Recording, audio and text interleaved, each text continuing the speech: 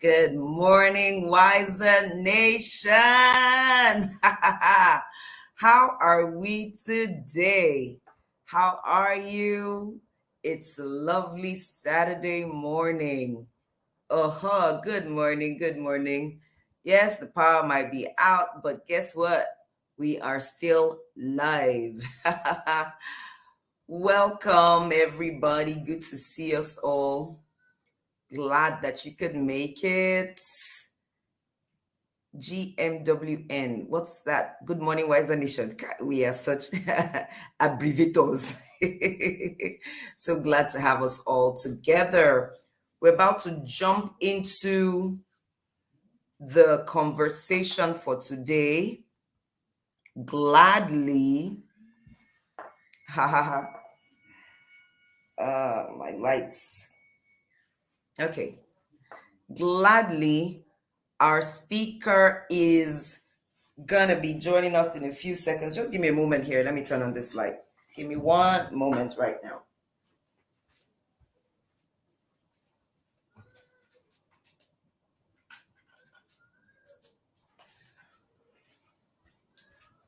Okay, fantastic. We're back. But before he comes up, tell us, what is the one thing that you are already doing differently? Not that you will. Okay, perhaps you also will. That you are already doing differently. I read in one of the group chats yesterday, someone said that I think the manuscript for a book or a pamphlet they've been trying to put together, and they've been procrastinating, walking down. They walked up yesterday, and guess what? That draft is ready in a day. That's what I believe I read. Congratulations to you if you are on the call right now or if you're watching the replay. I got different messages, but that's the one I remember very clearly right now. So what is it for you? What has it been for you? Night schoolers, straight from night school to early morning school. I see you. Welcome. And if you're wondering who night schoolers are, there is a program called Night School with John Obidi.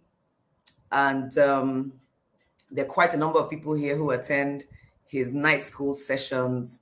And sometimes the teachings are really, really all nights, or at least way into the nights. And then they're joining us now. I'm asking recklessly now. Yes. As little as it may sound, drinking a lot of water, it's not a little thing, chaos. No, it's not, because a lot of us do not drink water. Very honestly, we say all kinds of things about water. Meanwhile, water is life. The human body is made up of water up to 70%, almost the same ratio as the earth, or about the same ratio as the earth. The earth is 70% water, except now with a lot of reclaimed land, maybe it would have the percentage would have dropped a bit to 60 something percent, but the earth still has more water. So we maintain balance by drinking water. And those of us who don't drink water tend to get out of balance easier, faster, right? So it's not a small thing. Asking questions, drinking water, asking questions to be sure to avoid assumptions, celebrating the process, and learning how to walk up. I have walked up that academic application, the one that you had been putting off for a while because you were walking down and giving yourself excuses. Why not to go ahead? Busy, but not productive. Amazing. This is what we ought to do. For me, I believe I am asking a lot more questions. And just in these few days, asking a lot more questions and remembering that it's okay to say, I made a mistake there, I was wrong there, and flip, because integrity over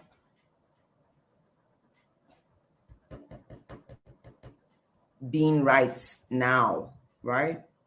Major for me, major for some of us. We are going to have our notes standing by today, as always, because the idea is to make decisions for 2023, which starts when? Today.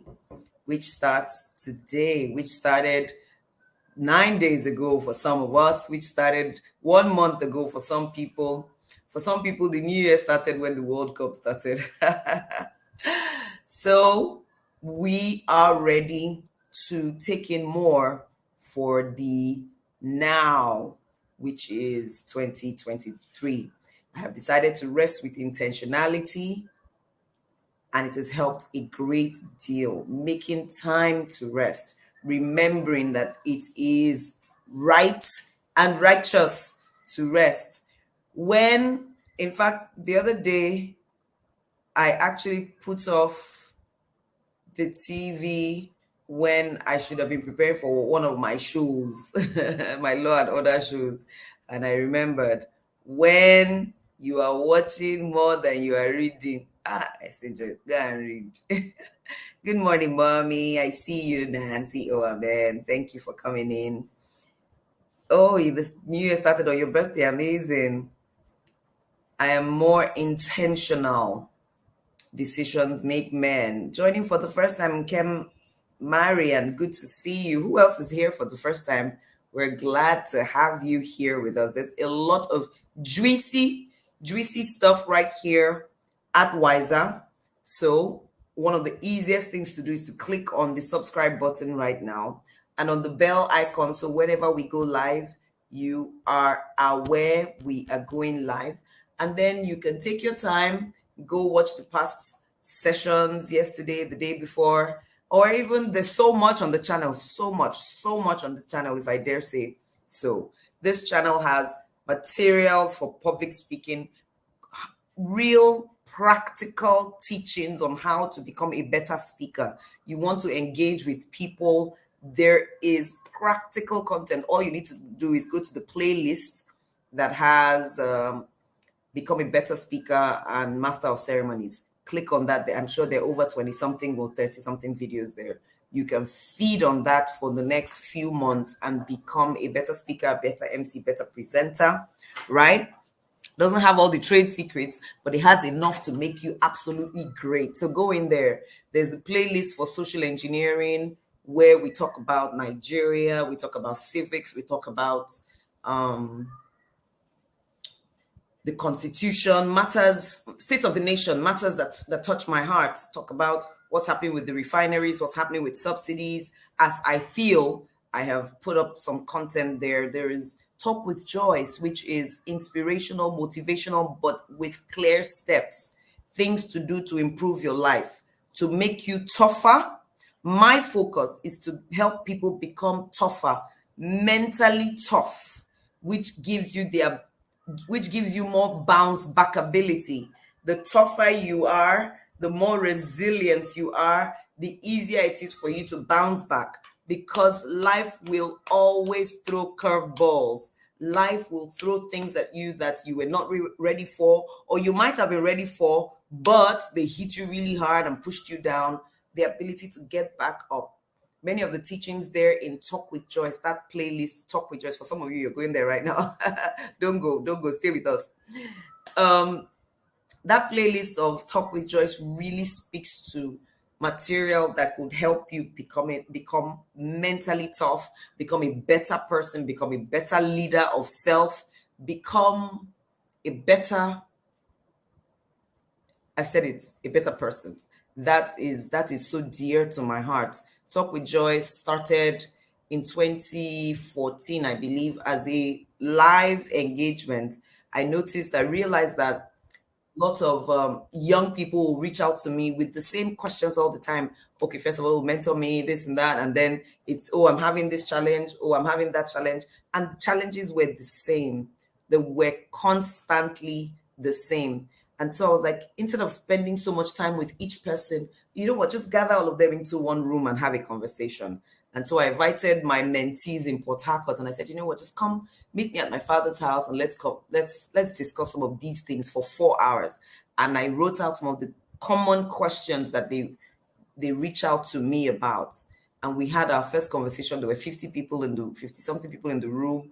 We spoke for 4 hours. The next 2 months or so, I called for another one. We were 70 something, up till the point where we were over 300 in physical gatherings. And I said, oh, you know what? We're going to just take this online. And of course, COVID came and all of that. So Talk with Joyce is me bearing my heart, especially based on the challenges I see and I hear people talk about. And we say, you know what? You can try this, that, and the other, but go ahead and be a better you. How many of us are ready to be better yous? Better yous today. All right, I am ready to be a better me. Our guest for today is popularly known as the DJO. John Obidi, an entrepreneur, consultant, speaker, author, founder of Head Start Africa, which is a 140,000 member strong community of experts and thought leaders. If you do not belong to Head Start on Facebook, you should be heading there now. And I know there's a Head Start Telegram channel, which you will be heading to at the end of this conversation.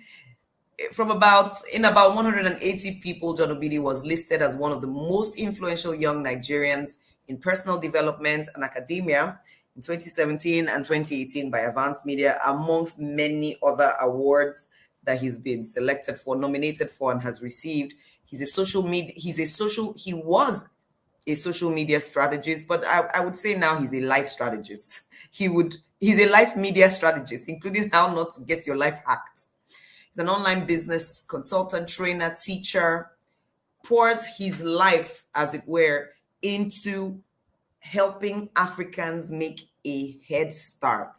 He's featured on platforms across the world. He's living the dream as per being a global citizen. He could be anywhere in the world on any given day. So when you start speaking with John, you have to find out, where are you today?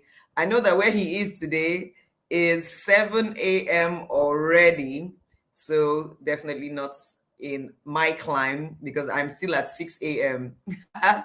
John is a brother, a friend, a thoughtful person who understands the challenges that today's young people like you and I are going through, and has the wisdom from God to show us how to navigate. And guess what? Today he's sharing from the wisdom of Solomon. Welcome, John. Thank you. Good morning, JD. Good morning, John. I Always love a the pleasure. colors where you are. So, Thank you. Thank you. welcome, John. Thank you. So good to Okay, be here. there. Welcomes in the chats everywhere. Daddy J.O., we're Hello, glad to see you everyone. here. Erica, so good to see you. My dad is J.O., Marvelous. Yes, I do. Welcome, John. Yes, they're happy. We're happy. Welcome, And Daddy everyone. J.O., guess what? What's I'm up? going to just hand over to you right away. So tell me, I know you'll be sharing. Well, would you be sharing your screen, or would I? I'm here at the Um, back. Whatever it is, just tell okay. me and I'll get it done. Okay. So just share yours. I let me use the NIV, All and right. I'll just take it from there. Fantastic. Welcome, John. Yeah. Thank you. All right, welcome everybody. It's always a great time here at Wiser. I did this last year as well, and it's always a great time. It brings so much out of us. I know Wiser by Joyce Daniels is something that is so cool that sometimes I wish we could do it. We could do it every single day. It's just so amazing, and yeah. After Wiser leaves you feeling like once it's done for December, you're like, no, let's do some more. Let's do January. Let's do February. It's just amazing like that.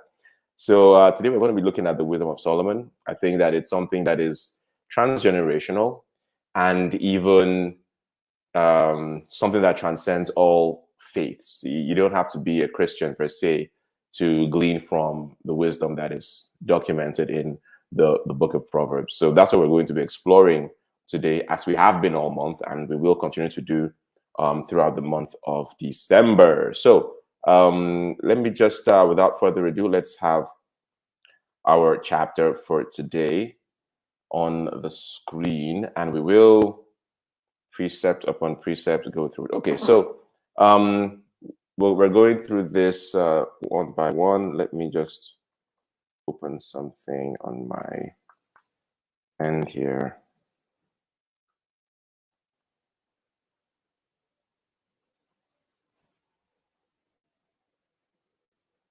All right, so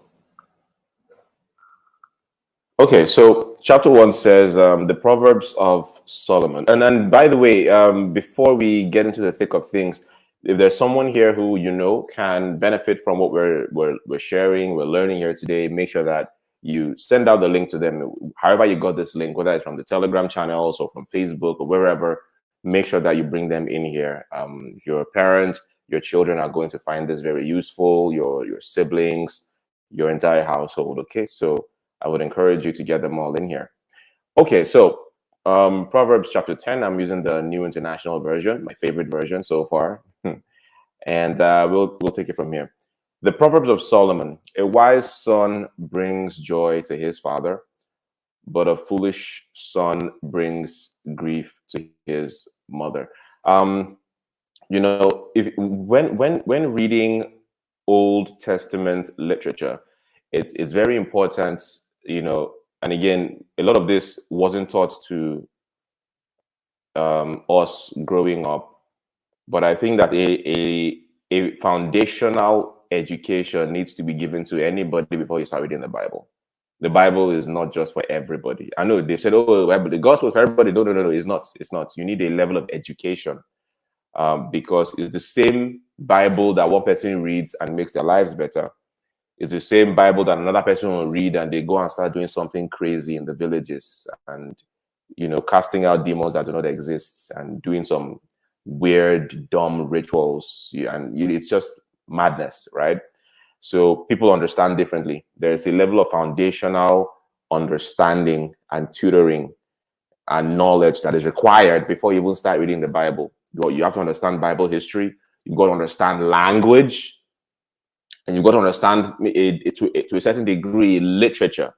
All right, but that's a different sermon. What we're looking at here is why is the play on words? This was a particular kind of poetry that was prevalent in that time. Okay, so Solomon tends to repeat things in order to emphasize his points. All right. So, for example, when Solomon says something like, "Your word is sweet, is sweeter than honey," he will say it again in another way in the next line to drive the point home for emphasis. That was his style of poetry. So, your word, for example, is sweet like honey. The next line might be sweeter than the honeycomb. It's the same thing, but that was just a style of poetry. Okay, so this is just a style of poetry that was being used here, right? So when it says a wise son brings joy to his father, it's enough. We get it, but we've got to repeat it in another way to drive the same point home. But a foolish son brings grief to his mother, and just to make it colorful, why didn't they just say a wise son brings joy to his father, but a foolish son brings grief to his father again? They had to spice it up, variety. Joy to his father, grief to his mother. There's no gender difference there. There is no, it's just poetry. That's just the way it is. You might say, oh, it's patriarchy. It's patriarchy. Why is it the wise son that's for the father and the foolish one that's for the mother? It's just poetry. It ain't that deep, all right? Okay. So a wise son brings joy to his father, but a foolish son brings grief to his mother. What is wisdom and what is foolishness? This is it's a lifelong study. Wisdom, foolishness. But while we debate what wisdom and foolishness mean, we can look at what the fruit of wisdom is, and we can see what the fruit of foolishness is. And wisdom and foolishness, they don't only bring their fruit to your father or your mother, but they can have long-lasting consequences on you personally, on your village, on your friends, on the people that have vouched for you, on those that are connected to you, right? Can you imagine a name like Adolf Hitler, right? I haven't heard of many people or any people who in the present day go by the surname of Hitler. Have you? You know, so it reflects on how someone can soil not just his own personal legacy so bad, but everyone connected to that legacy who had no part in what they did. Okay, so understanding that our actions have far-reaching consequences, and we live in a time where people are more self-centered, and so we're like, please, this is my life. I want to live my life the way I want to live it. Nobody should tell me how to live. And so people are less concerned about the impact of their actions on the family name.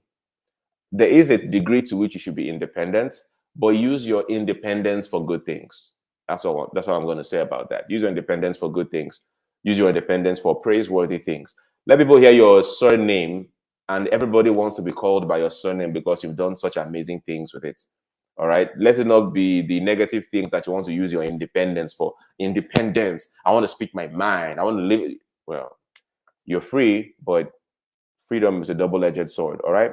The next verse says, ill-gotten treasures have no lasting value, but righteousness delivers from death. I mean, that's, I think, is self-explanatory. Ill-gotten treasures have no lasting value, but righteousness delivers from death. I think it's very similar to the saying that a good name is worth more than silver or gold.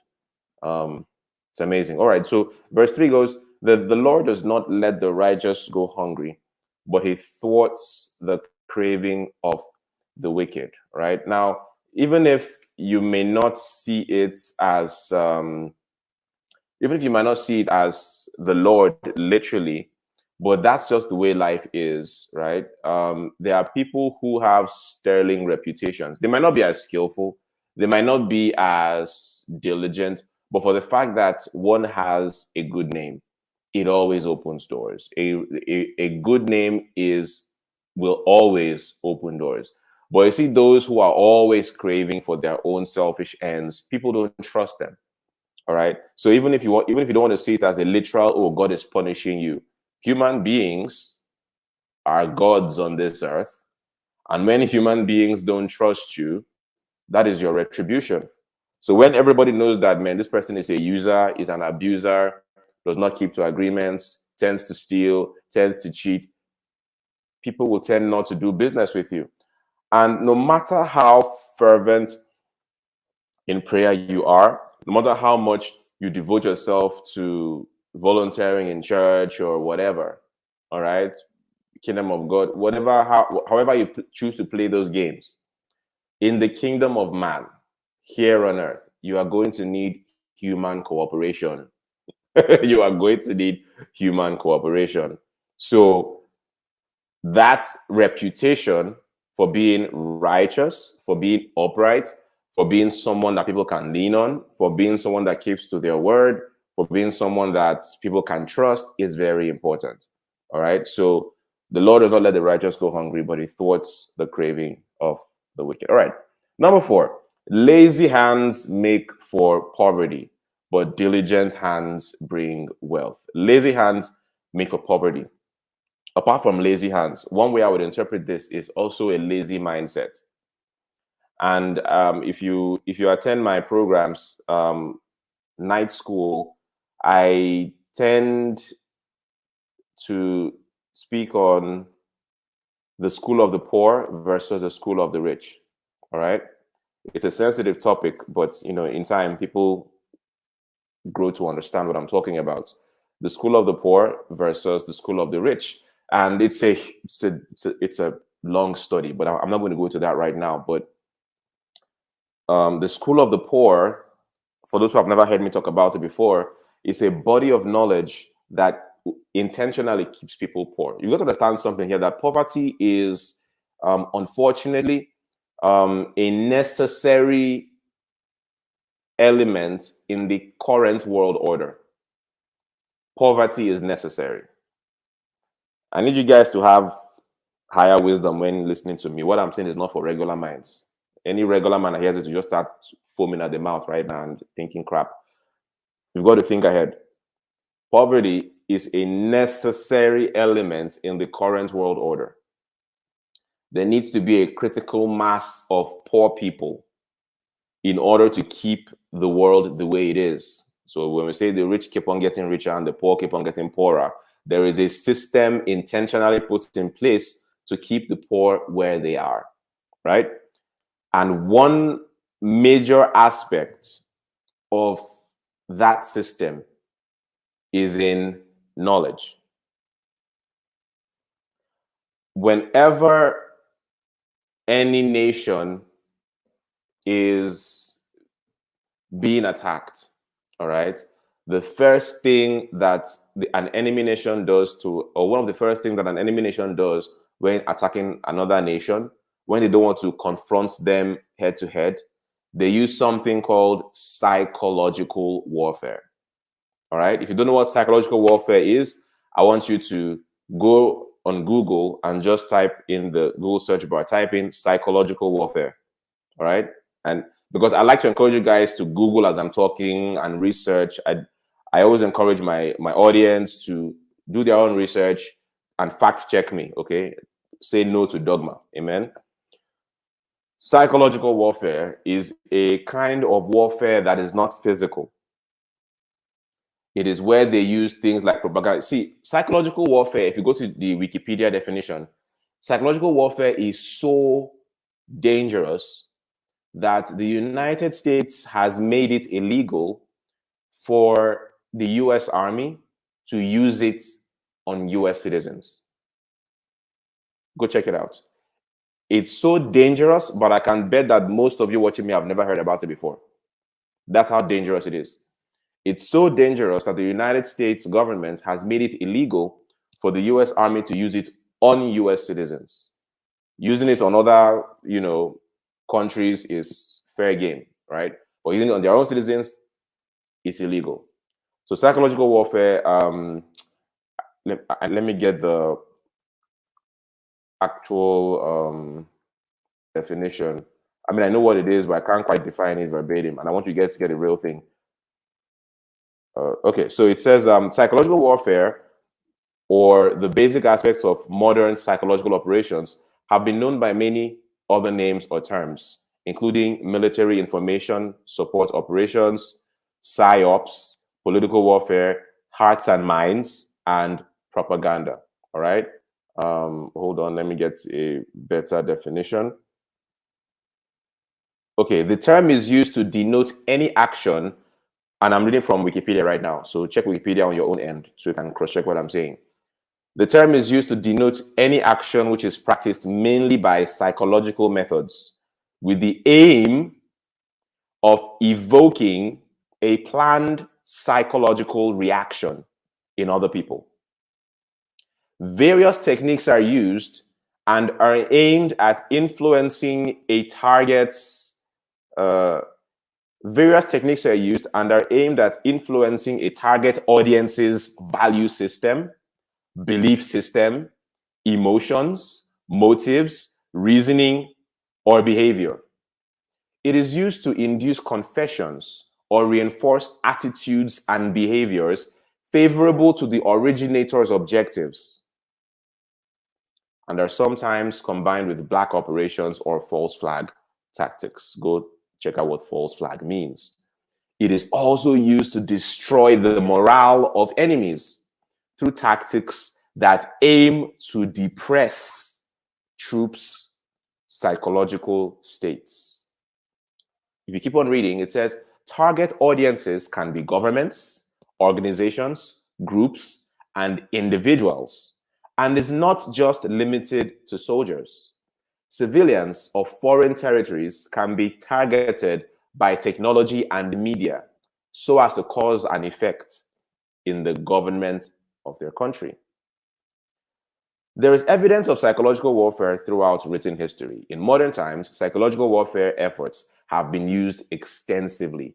Mass communication allows for direct communication with an enemy populace and therefore has been used in many efforts. Social media channels and the internet allow for campaigns of disinformation and misinformation performed by agents anywhere in the world. And so it goes down to list different times in history where it has been used and so on and so forth. This is not a lesson on psychological warfare, but just to illuminate your minds on what this is. I can guarantee many of you have never heard it before, but go there and read further down and you understand how powerful this is. Okay, so what brought me to this thing of psychological warfare, where it says lazy hands make for poverty, but diligent hands bring wealth. You have to understand. You you have to understand that there's this metaphor that we use in the world where someone says, "Oh, I am the head and you are the hands." All right, but lazy hands come from a lazy head. Is what is in your head that manifests in your hands. All right. You've heard this song, "Be careful what you see." All right. Be careful what you say. It's stuff from the head. Lazy head gives birth to lazy hands because you think it and then you do. Okay. Lazy hands come from a lazy head, but that all comes from a system of poverty. Okay. So why did I mention psychological warfare? I started by saying that poverty is a necessary system in the current order of things. All right. And in order to keep that system of poverty, necessary systems have been put in place to keep those people there. And the number one is knowledge. And so you look at the origin of psychological warfare, if you go to even the Bible story of the Tower of Babel, all right, that story of the Tower of Babel has been misunderstood by so many Bible readers. Misunderstood. It said the story said that, oh, these people are of one mind, of one accord, they are building up to the heavens and so on. You know, if you listen to how some preachers have interpreted that, they'll say, oh, so why did God scatter the work of the Tower of Babel? They'll say, oh, because they were proud. Who said they were proud? Where was it written there that the people were proud? That's one human being's interpretation. It doesn't make them right. They say, oh, God cared for them so much because, oh, they would have reached the heavens. Who said, you know? Read it the way it was said in the Bible there. Read it the way it was said there. All right. What was their crime? If you read it there, you will see that it said, these people, if we leave them to keep on building, they will soon become like us. Let us therefore go down there and confuse their language. It's the same model that is being used. Okay. So when you wake up in the morning one day and you're feeling unmotivated, demotivated, there's one weird feeling of depression that just came from nowhere. Where do you think it comes from? It comes from the system, that psychological warfare that keeps you there. All right. So you have to understand that there's an entire school of the poor, there's an entire school of the rich. And one of those things in the school of the poor that educates you into staying there, into being at that level of poverty, is it teaches you to be lazy. And laziness is not always what you think it is. All right. You might be working hard physically, but mentally it makes you lazy. It makes you unable to think multiple steps ahead. You are forced into a system of living from hand to mouth. And that's why I say, if you grow up in a household where you have to live from hand to mouth, you need extra consciousness to break out of that, because it robs you of your capacity for long-term thinking. It robs you of your ability to analyze risk. And that is why you find out that in Nigeria, there is always one Ponzi scheme after one Ponzi scheme coming up. When MMM came, people rushed into it. They got their hands burned. And when you hear people talk about how much they lost, you'll be like, this person has this kind of money to lose. And you're like, okay, MMM was such a big scandal. I don't think anybody would fall for something like this again.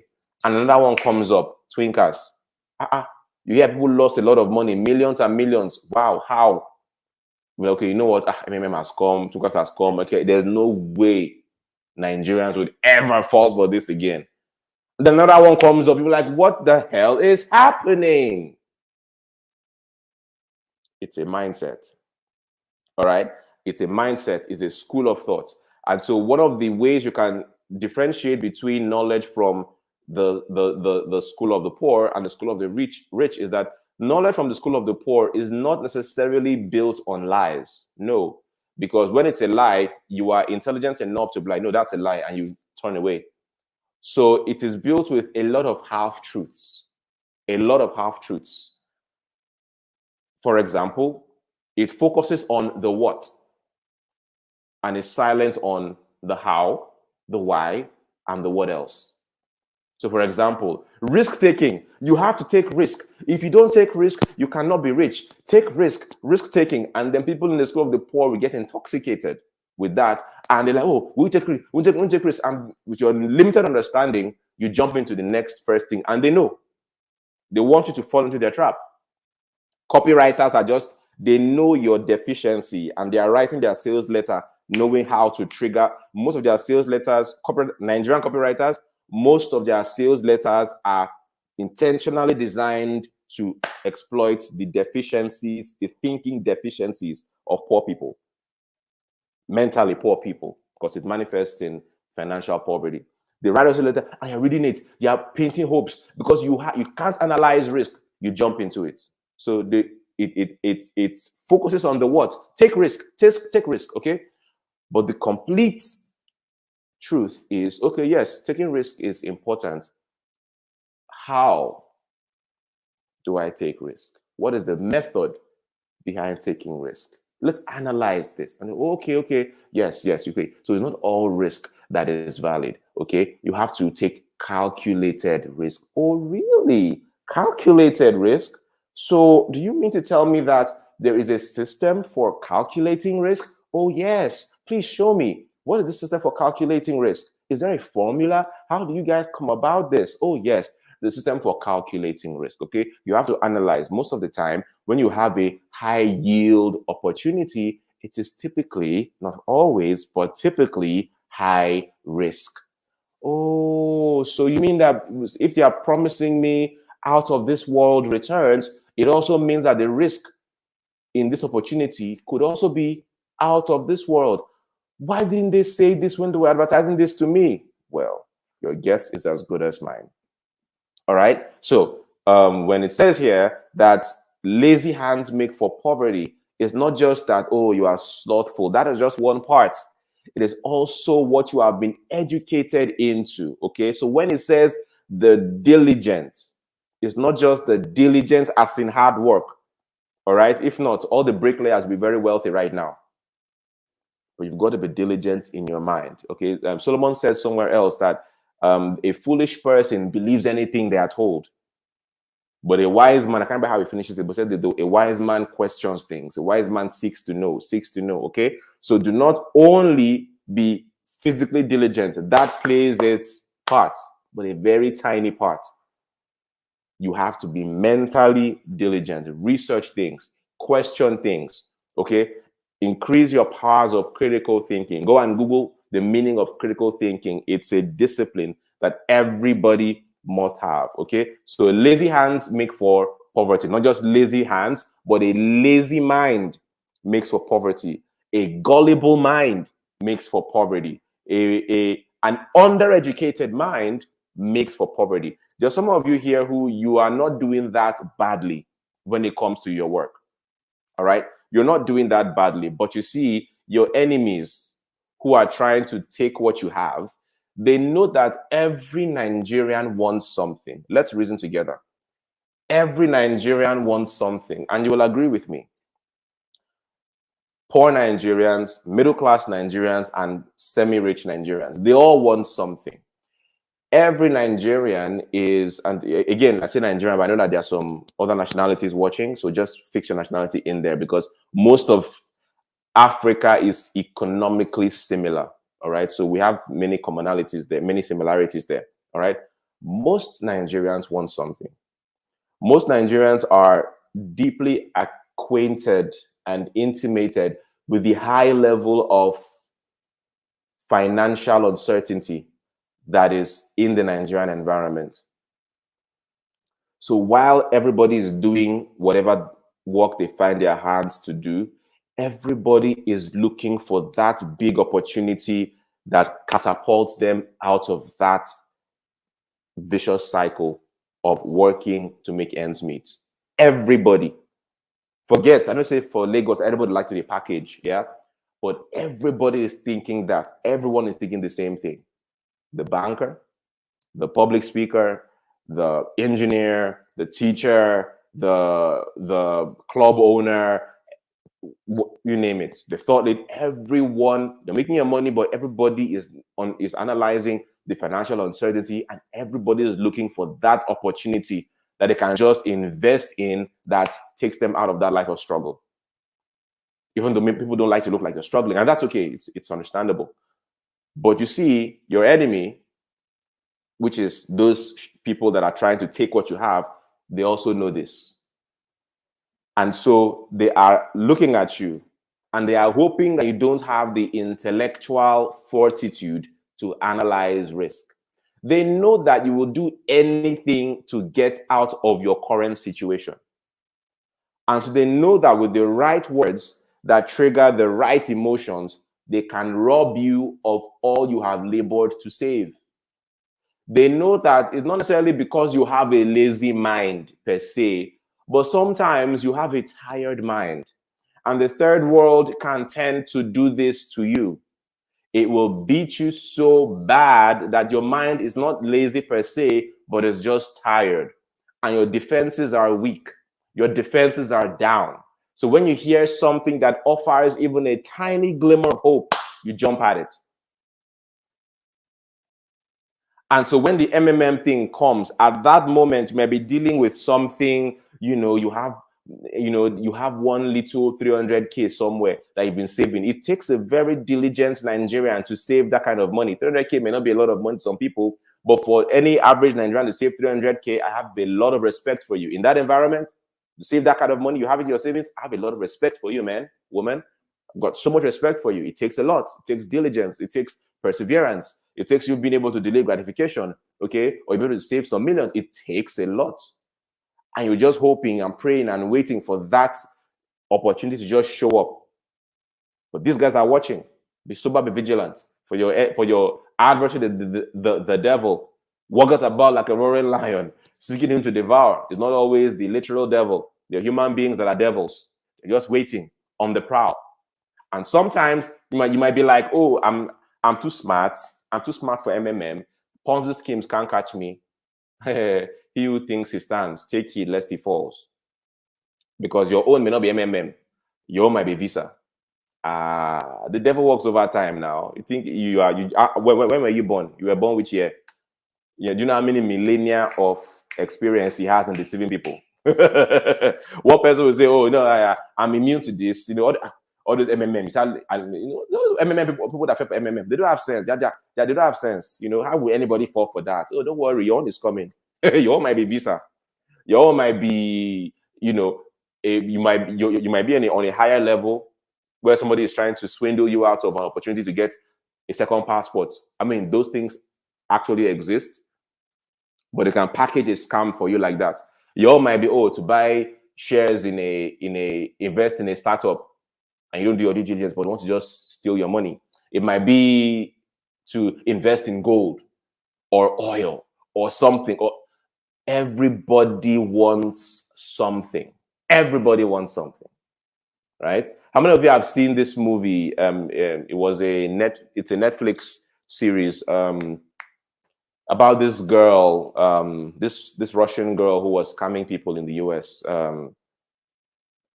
I've forgotten the name. Inventing Anna. Is it Reinventing or Inventing Anna? Can't remember the title, but it's on Netflix, right? And one of the reasons that it was such a huge sensation was that she was able to scam the most sophisticated people in America. And people were like, how were people that are this high up in society, how were they so scammed? Everybody, you have your level of scammability, if I might invent that word. All right. So understand that based on where you are, the third world has systems that conspire to take what you have. One of such systems as well is betting companies. Oh, I know that I'm prodding some people right here. Some of you that you've heard my stance on sports betting and all of that. Yeah. You see, I am not going to attack betting, because of my understanding of how the game is, but I will tell you to desist from that. All right, desist from that. Because one reason why I will not attack betting is that betting is not going away. It's always going to be there. All right. And why is that? understand how this world works, okay? There is a major difference between the government of a country and the people of a country. Understand this. There's a major difference between the government of a country and the people of a country. I'm explaining this, and I'm going to come to gambling, casinos and sports betting. Yeah. Now, that is why I think last year when I was on this Wiser, there's something Joyce and I were talking about when I said there's a difference between Nigeria and Nigerians. Difference. But anyway, understand this. It's a difference between the government of a country and the people of a country. Two difference. Of course, based on the modern model of democracy, they would tend to tell you that, oh, the government of the people is the will of the people. They try to gaslight you and tell you that, oh, the leaders of a nation is a reflection of the people of the country. That's not the whole truth. But let me leave that for now. But often, the government needs to, when it comes into power, it needs to survive somehow. The only way that a government, catch this, guys, what I'm telling you now, you will never find it anywhere on the internet. For the government to survive, it needs to be able to extract value from the people. When I say value, I mean like taxes. So in organized, first world countries, taxes are usually high, all right? But when you look at countries like Nigeria that don't have, many other third world countries as well, that don't have a strong tax system in place, what they do is that they outsource the collection of taxes.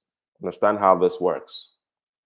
And so when a betting company comes in, and that's why, marketing companies are the only companies that are allowed to lie.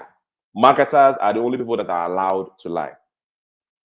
Do you guys remember when we were children, when we used to watch all those telenovelas on TV in Nigeria, and then maybe a toothpaste advert to come on the screen, and the person talking about the toothpaste is wearing white? Nobody told us that that person was just an actor and they weren't really a doctor. How many of you actually believe that because the person talking about the toothpaste on television was wearing white and was a bit older, an older man with a little bit of white hair on their beard, so that he could project authority and experience? How many of you ever knew at that stage that this person is not really a doctor and that avatar was specifically selected because they know that is what you would respond to? No. Yeah. For so many years, they've been advertising cigarettes on television. It was only recently that cigarette companies were mandated to say, hey, smokers are liable to die young, right? So marketing companies are allowed to lie. Why are they allowed to lie? Because the government cannot exist without marketing companies. You're like, Joe, what are you saying? What's the connection? This is the connection. This is the connection. So because, poor people generally don't pay tax, all right? And I mean generally don't pay tax. The government still needs a way to collect what you have. If they give you tax, you will always find a way to, slip through the cracks. Okay, there are many of poor people that are still unbanked. You know that many poor people are still unbanked. Many poor people don't trust banks, right? So, but the government knows this. They are smart. They still need a way to extract money from you. So what do? They go and unleash their servants. They unleash their employees. Who are their employees? Businesses. Betting companies go out there and they are allowed to market to you to high heavens. They are allowed to use all tactics in the book to market to you and convince you to come and gamble. 360 bet. If it be you, they would use all the techniques in the book. They would amplify the few success stories. knowing that you are not educated enough to understand critical thinking skills, such as biases. There's such a thing called survivorship bias. All right. Again, this is your part of your homework. Go into Google and type survivorship bias, and also type all the other kinds of biases. Okay. A bias is a flaw in thinking. And most poor people, one of the bodies of knowledge that keeps them in that bracket is their lack of knowledge of biases. Because you don't know that this thing exists, you cannot know that it's been manipulating you all your life. All right. So survivorship bias is let me try to define it. It's a way of thinking that focuses on the successful outcome of a particular thing and neglects all the ones that were not successful. It's a thinking flaw. They know that you can't think to that degree. They don't market to the rich man, because the rich man generally, not always, but generally is more sophisticated in their thinking. There are different higher levels of scams they advertise to such people. All right. But to poor people, they know that they cannot think critically. They know that they are living from hand to mouth. They know that they are always living in a state of fight or flight. They know that they're always living in a state of survival. So they know how to appeal to them to take what they have. Solomon once said that what a fool and his gold are easily parted. When they say fool, people get sensitive. All right. But it doesn't mean, oh, you're a foolish person. It means you are just not educated. Foolishness is an education problem. All right. So when we talk about,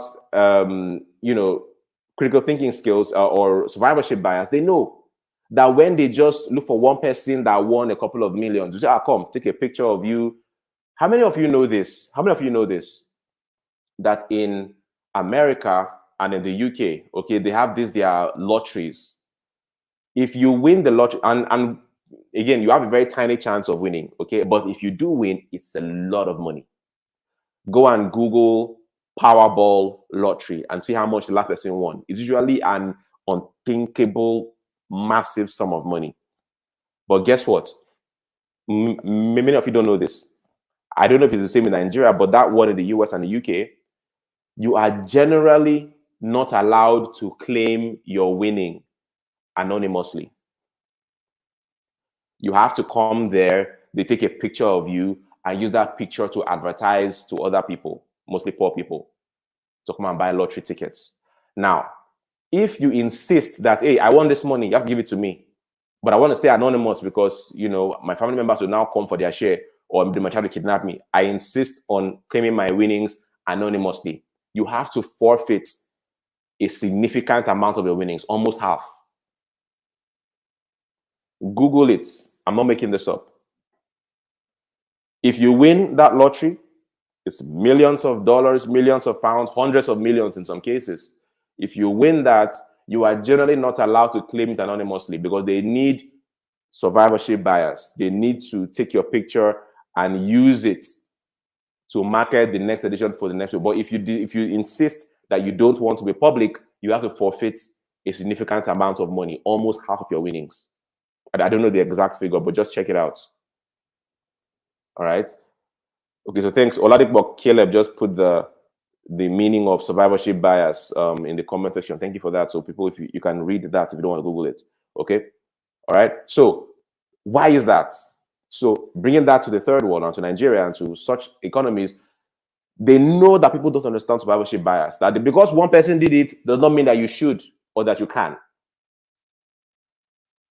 And so these people, they go into the poor places, they advertise to you on social media and on social media sites that poor people are known to visit. They advertise to you on radio, on television, and they try to get you.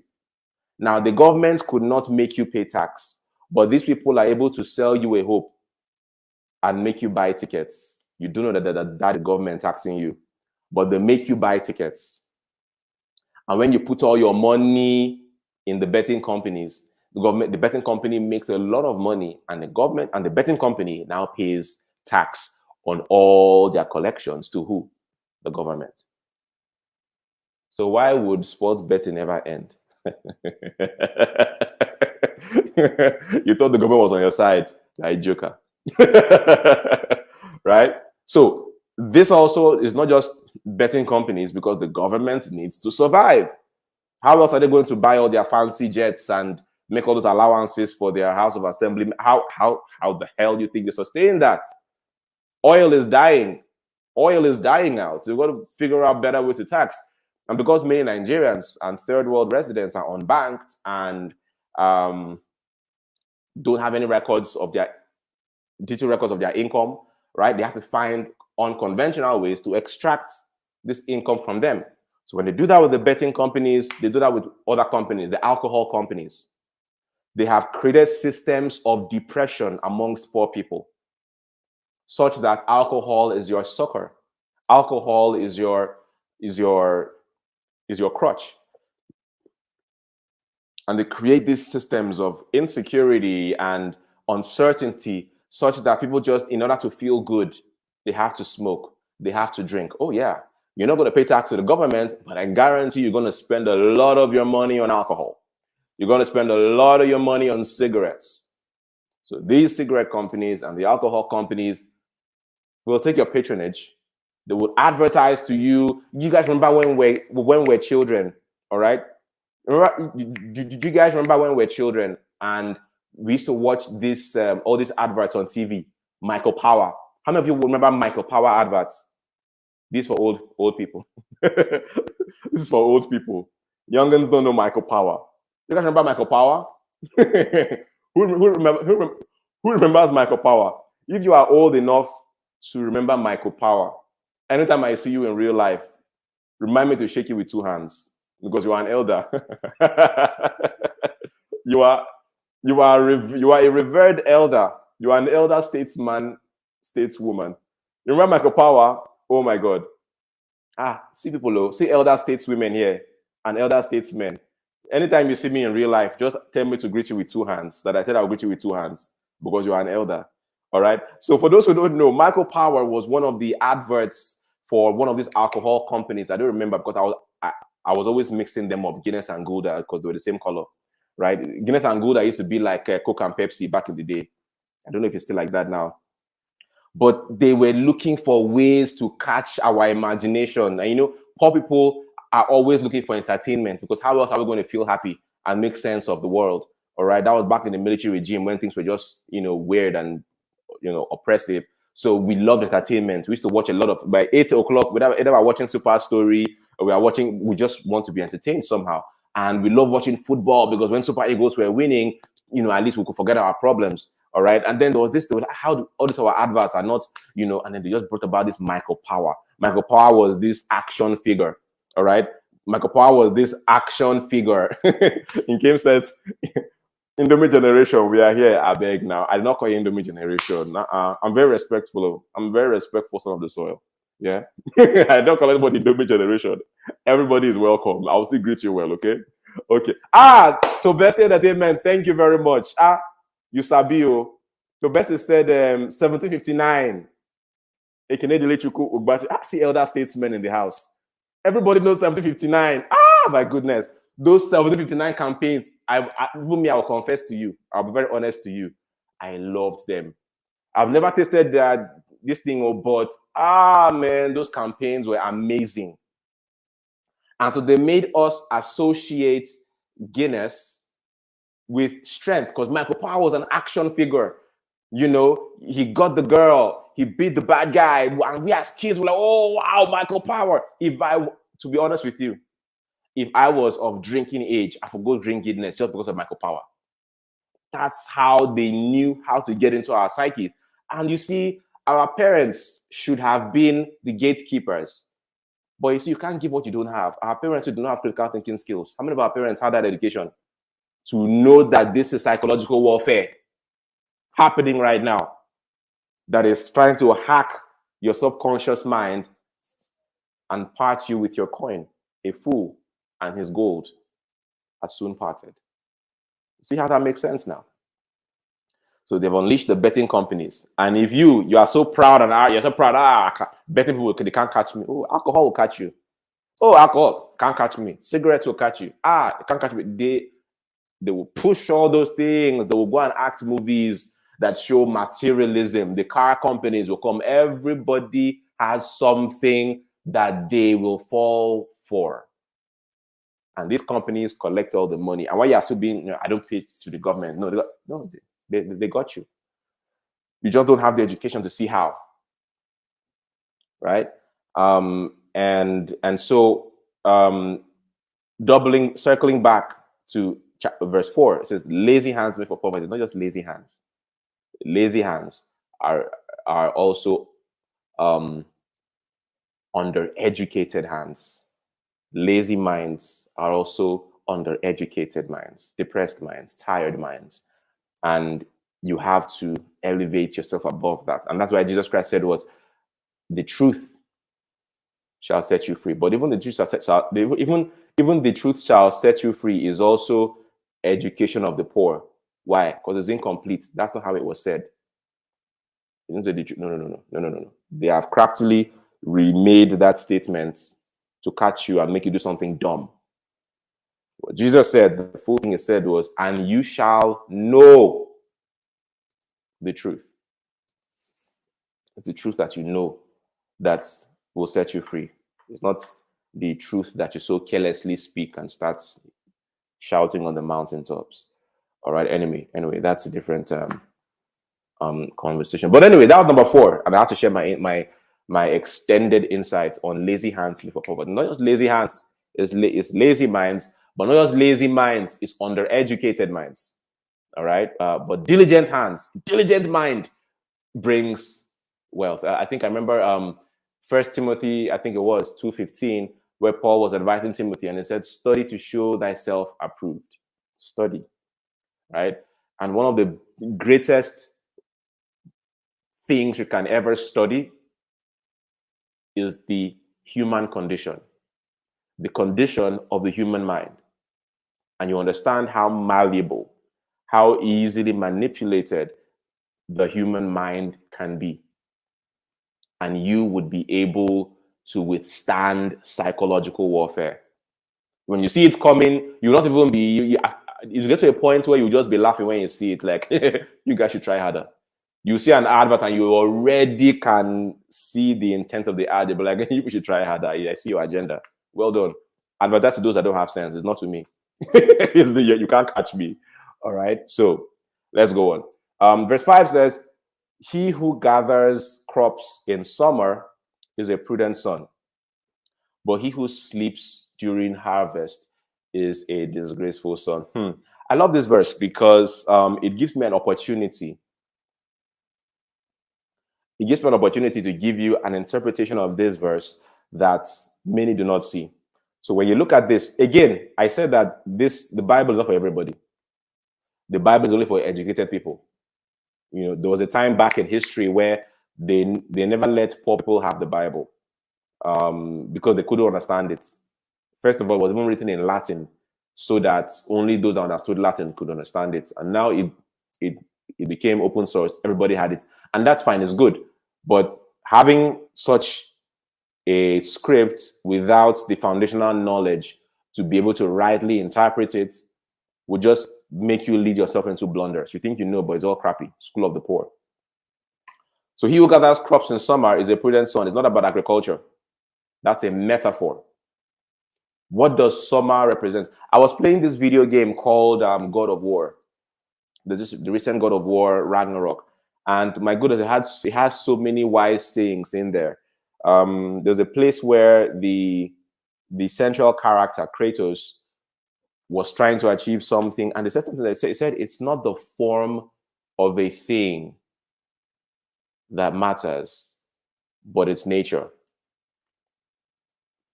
It's not the form of a thing that matters, but its nature.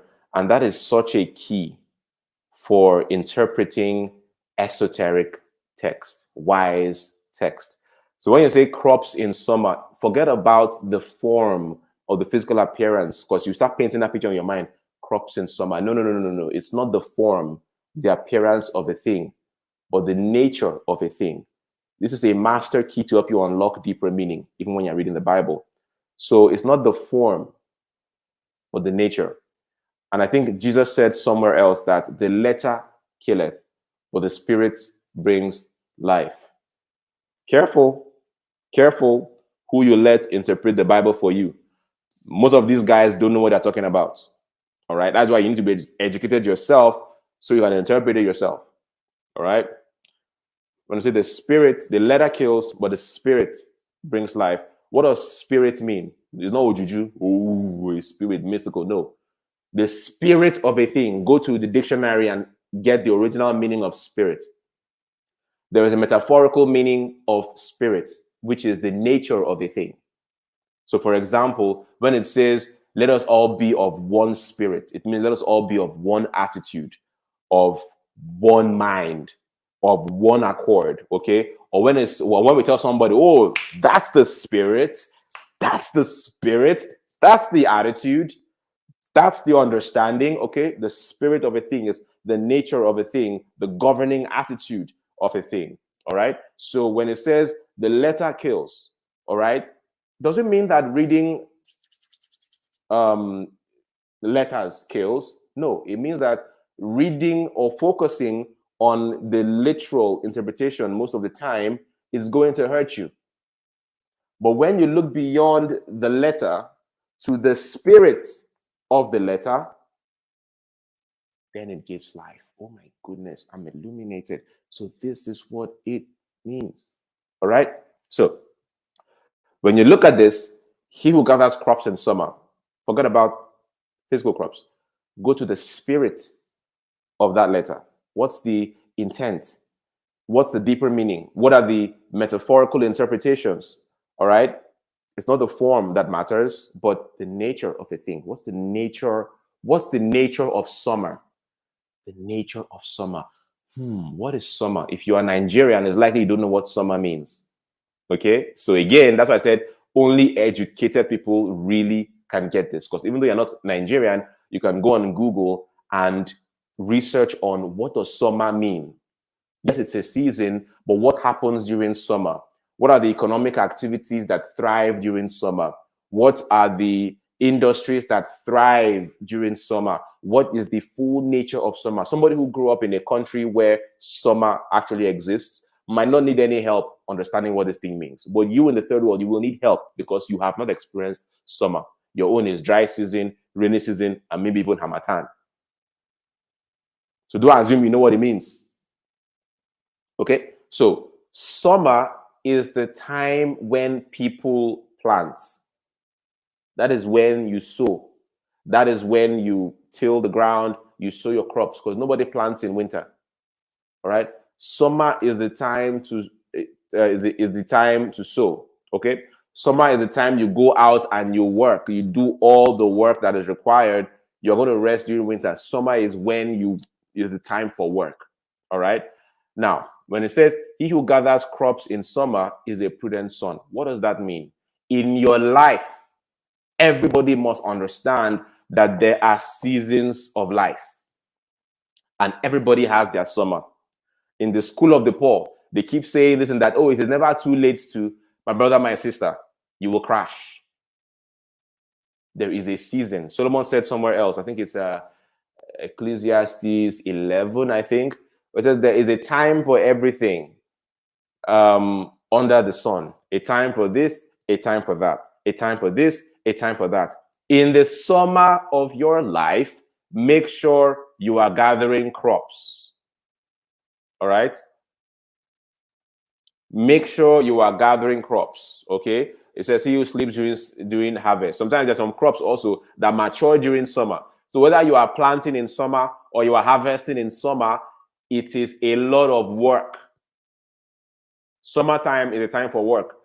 People paint summer to be this lovely time. Oh, it's summer. You know, in the modern world, oh, it's summer. Someone's going to go for vacation. Summer body. Summer, you know, on the beach. No. Historically, summer has been a time for work. Work right now, because, you know, darkness comes when no man can work, okay? Summer is when you work. But unfortunately, people are sleeping in the summer of their lives. I did night school last night and I was talking about how young people need to play the right game. If you are young, 18, 19, 20, 21, 22, 23, 24, 25, let me even give you some grace, even up to 30.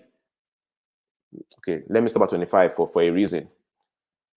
That is not the time to occupy your mind with certain games. Okay? There are games that are yours to win, and there are games that are none of your business right now. 18, 19, 20, you should not be occupied with which guy or girl is liking you. It is none of your business. But you see, psychological warfare is strong. It's in the interest of this world that your life is ruined and that you never achieve the highest levels of your potential. You never rise to the highest levels of your relevancy and rewardability. And so telenovelas, everything that is required to hypnotize you into giving away the summer of your life. But you live a little, and you eat your tomorrow today. This is the time where you build capacity that will sustain you in your winter seasons. You think you're going to be strong or this diligent all your life? Oh, hell no. They will tell you in the school of the poor that age is just a number. No, my darling, that's not the reality of the world. The reality punishes you the older you get, because it assumes that with all this time you spent on earth, we expect that you've been building capacity. There's some opportunities that once you turn 25, you can't apply again. Look at the world. It's not as I'm not making it up. I'm not a conspiracy theorist. Some opportunities that once you turn 25, you're no longer eligible. The same people that tell you that it's just a number will punish you for eating your youth. So opportunities, by the time you are 30, you're no longer eligible. It's just the way of the world. I didn't make it up. It's just the way it is. And so in the summer of your life, you must choose the right burden. Every path in life has its burden. Socrates, the great philosopher, once said, every path has its pleasure and its price. So even while we get on a path and we're looking forward to the pleasure of that path, it will have its price. And you've got to determine that you're going to pay full price for that path. But don't go and be paying full price for a path you have no business being on. All right? At this age in your summer, you should be occupied to building your skills, building your contacts, volunteering for mentors, getting close to mentors, increasing in knowledge and wisdom. The Bible says that word, Jesus grew in knowledge and in wisdom. He grew in wisdom and in favor and in stature. Yeah, I think in wisdom, knowledge, and in stature. All right. That should be your only concern right now, growing in wisdom and knowledge, in stature, and in favor, and so on and so forth. This is the summer of your life. Someone, as Alabi Israel said, age limit for Anzisha Prize is 22 years. All right. And there are many of them. There are so many of them. Yeah. So you would hardly ever hear these things. They just keep on giving you false hope. It's never too late. They give you all this motivational. Then they now use that survivorship bias that you have no knowledge of, and say, look at that man that did Kentucky Fried Chicken. He was able to realize his dream at that age. People like me will be like, I know rate also. I know what survivorship bias is. That yes, of course, there will always be an exception, but with those exceptions to draw plans, use the general rule. And the general rule is that he who gathers crops in summer is a prudent son or daughter. Yeah. But he or she who sleeps during harvest is disgraceful. Imagine somebody in their 50s, so much experience, but nothing to show for it. I wouldn't say you are a disgraceful person. No, Solomon was very dramatic in how he explained things. So I wouldn't say it this way. That's his own way of saying things. But the wisdom we can get from that is that there's a certain age where if you're unaccomplished, nobody wants to come near you. Even your own family in Nigeria would distance themselves from you, because they are fearing that every time you call themselves, maybe not to ask, please help me. My children don't have food to eat. Can you just help us? God will bless you. My children school fees, and it's a tough place to be. It's a tough place to be. On my broadcast yesterday, I was talking about this, and someone asked a question. She said, for someone like me who has already spent, I can't remember exactly how she said it, but I'll paraphrase. She said, for someone like me who has, already spent a lot of time making mistakes, can I regain the lost years? I said, okay, because this is a wisdom class, I can trust you with the truth. It's not everybody I tell the truth to. If people say, tell the truth is the truth. No, you are who? I won't tell you any truth. Go and live in your land of delusions. I'm not going to tell you so-called truth and then be penalized for it, because not everybody can handle it. Some people, you give them the right thing and they can shoot you because they are not mature enough to process truth. So I'll look at you first, understand who you are, your psychological makeup, your emotional fortitude before I decide what to tell you. Hey, if I say that you are weak in spirit, I'll tell you, yes, you can achieve anything you set your mind to do. With God, one with God is, I will give you all the ogogoro they've been giving you in all the school of the poor you've been going to. One with God is majority. All you have to do, my sister, is to set your mind on him, and the lost years will be restored. Just be fervent in prayer. Make sure you are always coming to church, and right. But I said, okay, let me trust you with the truth, the actual truth. The truth is that you cannot regain lost time. Time that is lost is lost. We have a saying in Nigeria, it's in Pidgin. It says, Gary we don't throw away, you don't throw away. Even if you manage to gather them back, Sansan must follow and enter. Yeah? Have you heard that before? I heard it one day and I was laughing. I'm like, my goodness, who came up with that saying? All right. She said, Gary, we don't throw away. You don't throw away. Even if you manage to gather them back, Sansan must follow and enter. All right. So what are we saying? Lost years, you can't get them back. You can't will yourself in your mind as a 50-year-old person to be 20. However, there is always room for redemption. But you see, unfortunately, people, you have been educated in the church of the poor, because the school of the poor is wide. They are in league, they are in cooperation with the church, the entertainment industry, the movie business, betting companies. They are all in the same gang, knowingly and unknowingly. So even the church too is separated into the gospel of the rich and the gospel of the poor. I've talked about that many times, okay? So they give you this thing of redemption that says, oh, as long as you just come to redemption is easy. It's a free gift. You do not pay for it. You come and take it. Yada, yada, yada. That's the poor man's thinking.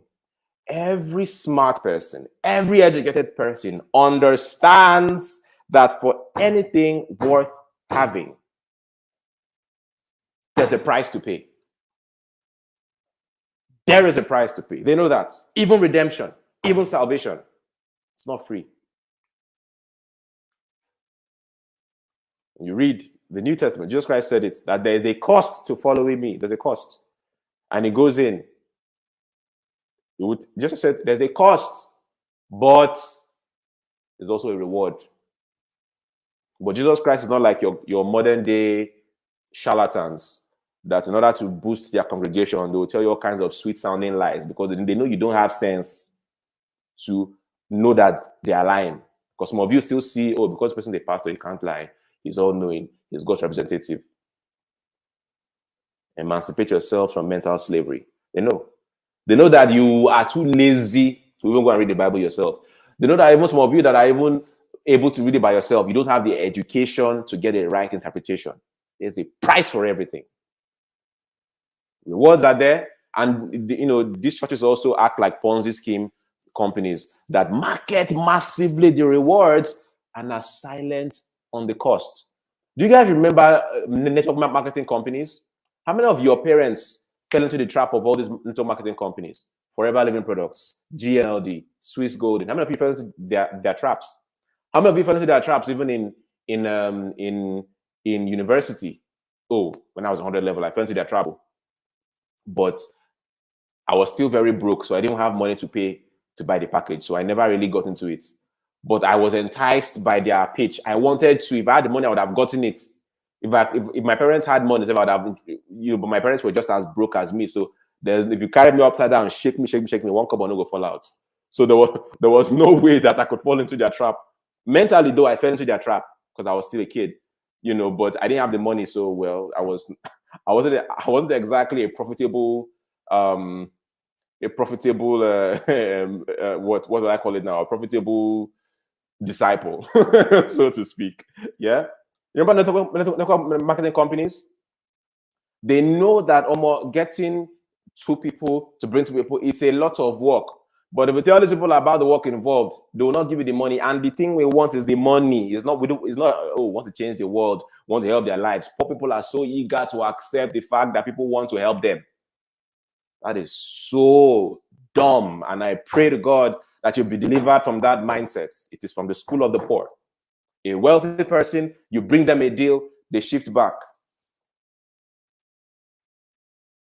You can't be bringing me this deal because you love me so much. What's in it for you? Okay. At what cost? What cost am I going to pay? Free? Nah. Tell me the truth. What's the catch? A poor man lacks the intellectual capacity to ask that kind of question because they fear on a subconscious level that when I start asking questions, this can be taken away from me. And it's my only hope. Right? So, I'm talking about redemption. Remember, coming back to redemption, yes, it's very... Okay. Yeah, redemption, yeah, is there. So if you've lost a lot of time, even though you can't regain lost time, there's such a thing as redemption. And one of the frameworks, one of the stories that can help us is the story of the prodigal son. Okay, so you look at the two sons in that parable. There's the older son who did things by the book. He did everything right. But there's the younger son who took his inheritance early. This is what he did here.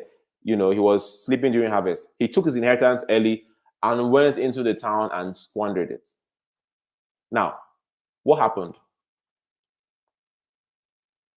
His life was so bad that he said, you know what? I will arise and go back to my father's house. Now, you have to understand that he had grown up with so many subordinates, servants. And he said, even if I would just be one of them, it takes humility to accept that, you know what, I've been wrong. It takes humility to be like, you know what, I may not be the privileged son anymore. Let me go and be mopping floors. All right?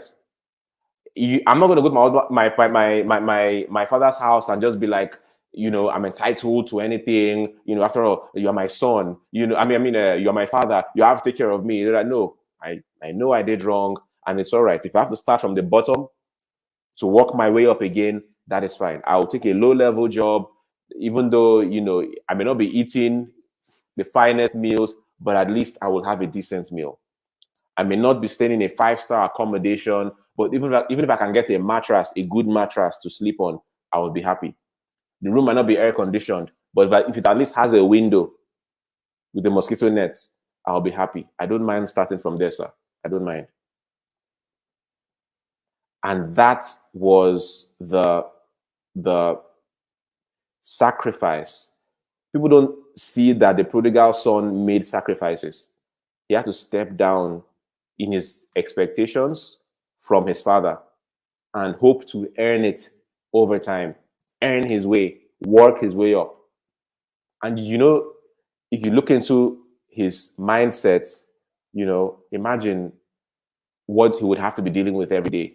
Man, this was all mine at some point too. And now look at me. He had to put all that aside. The inner battles he would have had to face. Most human beings rather die than go back and, work their way up or be seen to be starting from scratch. You say you are going back to school at your age. There's a lot of mental battles involved in that. People that you went to school with, or who you were friends with, they've so-called surpassed you in life, and you don't want them to maybe, they're going to see you going back to school at this age, or trying to do this or that at this age. You've got to have the emotional strength and fortitude to banish that from your mind and focus on your path. That is the path of redemption. You've got to realize that, you know what, even in these years of my life, I am diligently committed to paying the price, whatever price it is. At my age, it's not so easy to wake up early as early as these younger ones, but I will do it. I will condition my body no matter what it takes. If it takes me changing my diet, if it takes me getting a new exercise regimen so I can boost my physical stamina and my mental agility, I'm going to do it. I will change my diet. I will take supplements. I will exercise. I will lose weight. Weight is another very sensitive topic. People don't like talking about it because it makes some people feel bad. I'm going to lose weight. I'm going to get my fitness in order so that it's going to help me be more active, and I can stay awake for longer hours and put in the work now that I did not put in when I was a kid.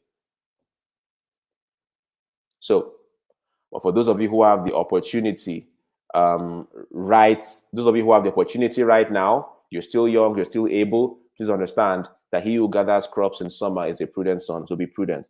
But he who sleeps during harvest is a disgraceful son. Do not be disgraceful. Do not sleep during harvest. Redemption is not very easy. It's possible, but it's not very easy. It would be better that you avoid that situation if you can. But if you cannot, there are paths available to you. All right. I remember, I have so many stories in my head and such little time. I remember there was a time when there was this loud message of school na scam, school na scam, school na scam. And I felt it was my responsibility to interrupt that conversation. And I kept on shouting so loudly from the mountaintops to anyone who would listen that, hey, if you drop out of school, I now understand. Some people have had to drop out of school for different reasons. Maybe because you didn't have money to continue. I'm not talking to you. But if you are currently in school, do not dare drop out. Not try them. Not reason them. Do not listen to those people that are whispering sweet nothings into your ear. Do not listen to those people that are telling you, Bill Gates dropped out of school and is a billionaire. And Mark Zuckerberg, young man, young lady, you are in the school of the poor. You are an endangered species. You are just 5 steps away from death and destruction. Do not be foolish. First of all, you don't have the experience or the education required to analyze counsel. Don't listen to dumb people. Dumb people don't always look dumb. They dress it up as wisdom. Be very smart. Know where you come from. That you are in a country where everything in the environment is trying to kill you. Everything is trying to kill you.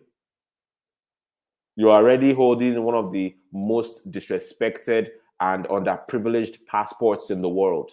Don't compound your suffering by dropping a little advantage you have, like education. Don't do that. Anyway, this is not about that. But I remember when I was talking about that, some dumb people from the school of the poor would come and be yelling. I'm saying, hey, what are you even saying? There was one person who was among those who was, telling all those things. But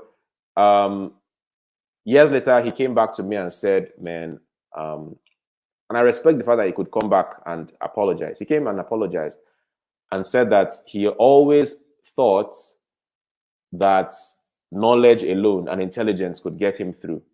And for a while it did.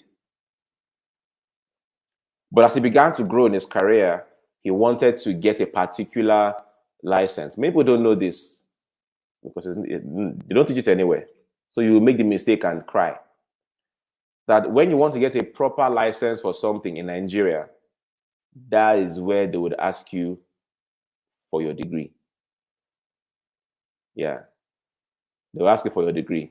Where is your degree?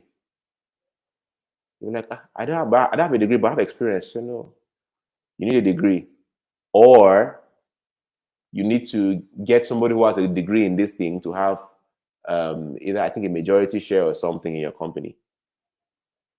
And he was so sad. So there's so many people here who don't understand the whole dynamics of how the world works. If you haven't been schooled extensively on how this world works, on how the game of opportunity works, why are you dropping out of school? No be devil, they walk you so. People who drop out of Harvard are not regular people. They don't have regular parents. You know who Bill Gates' parents were? People don't read now. You don't read. Because the media wants to mess your life up. You don't read. Many of you don't know that one of the biggest secrets to Bill Gates' success. Do you know what was the biggest secrets? Let me know if anybody knows. If you really know, I have a respect for you because this one is not written anywhere. You have to search for it. How many people know one of the biggest secrets to Bill Gates' success? Put in the comments. Let me see. I will wait. How many of you know? Daniel Akiyemi, you've heard me say this thing before. You have heard me say it on night school before. Correct. It was his mother. His mother wasn't selling akara by the roadside. No disrespect to your own mother.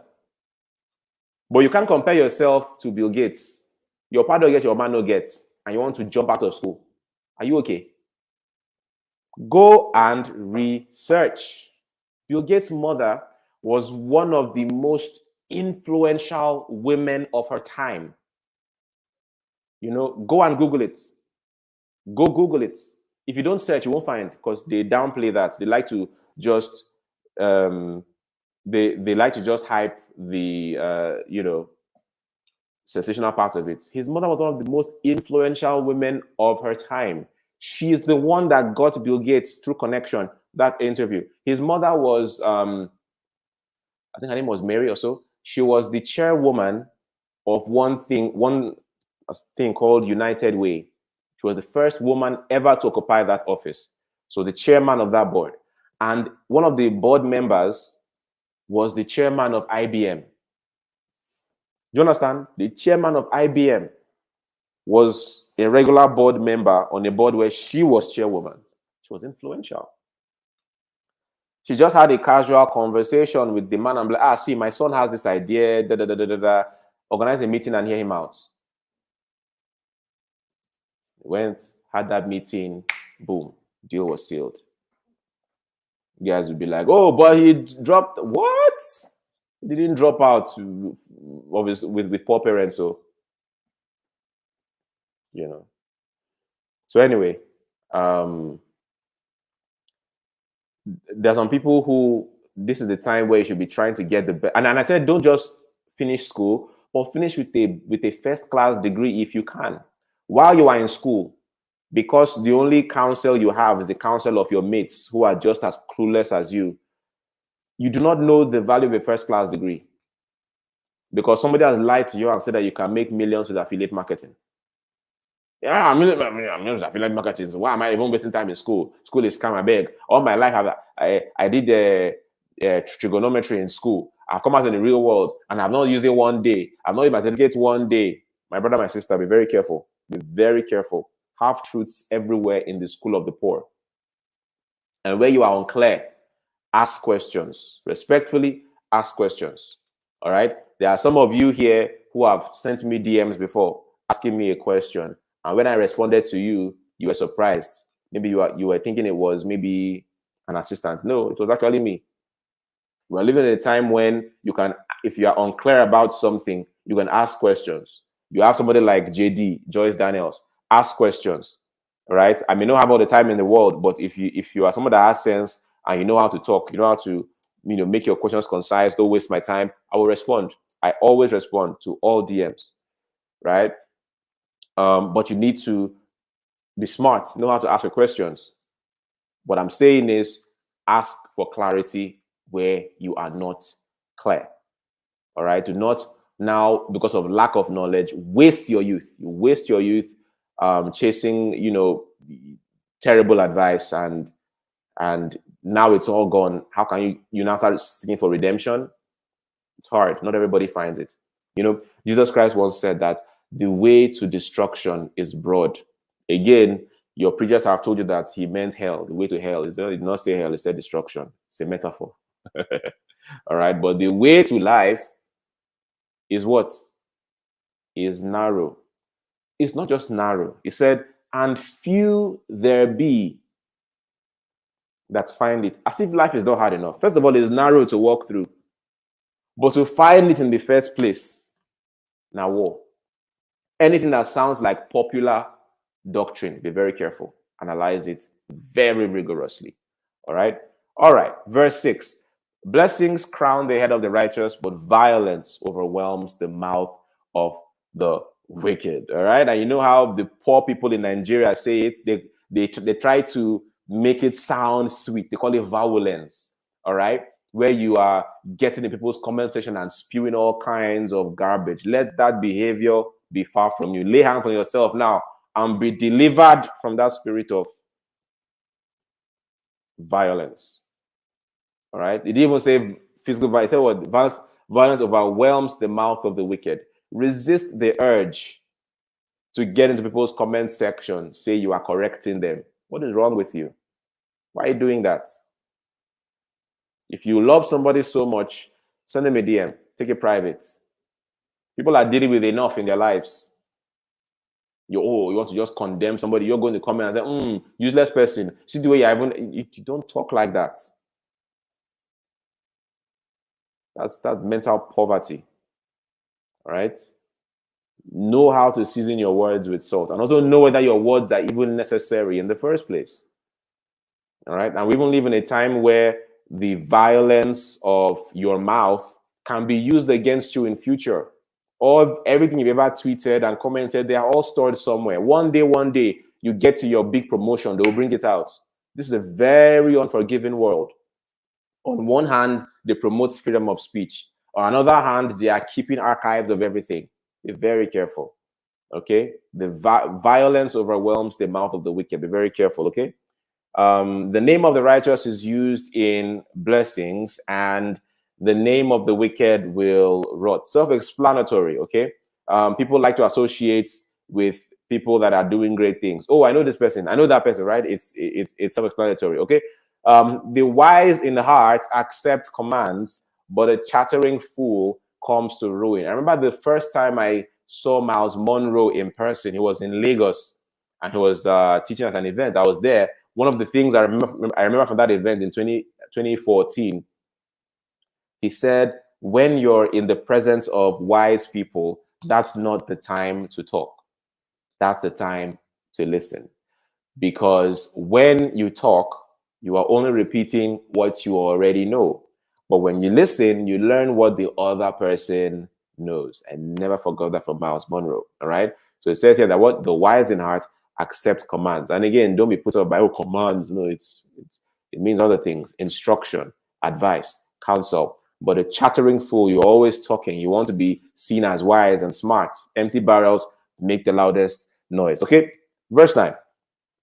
Whoever walks in integrity walks securely, but whoever takes crooked paths will be found out. Everyone understands that. Verse 10. Let's go on to verse 10. Is somebody having fun here today?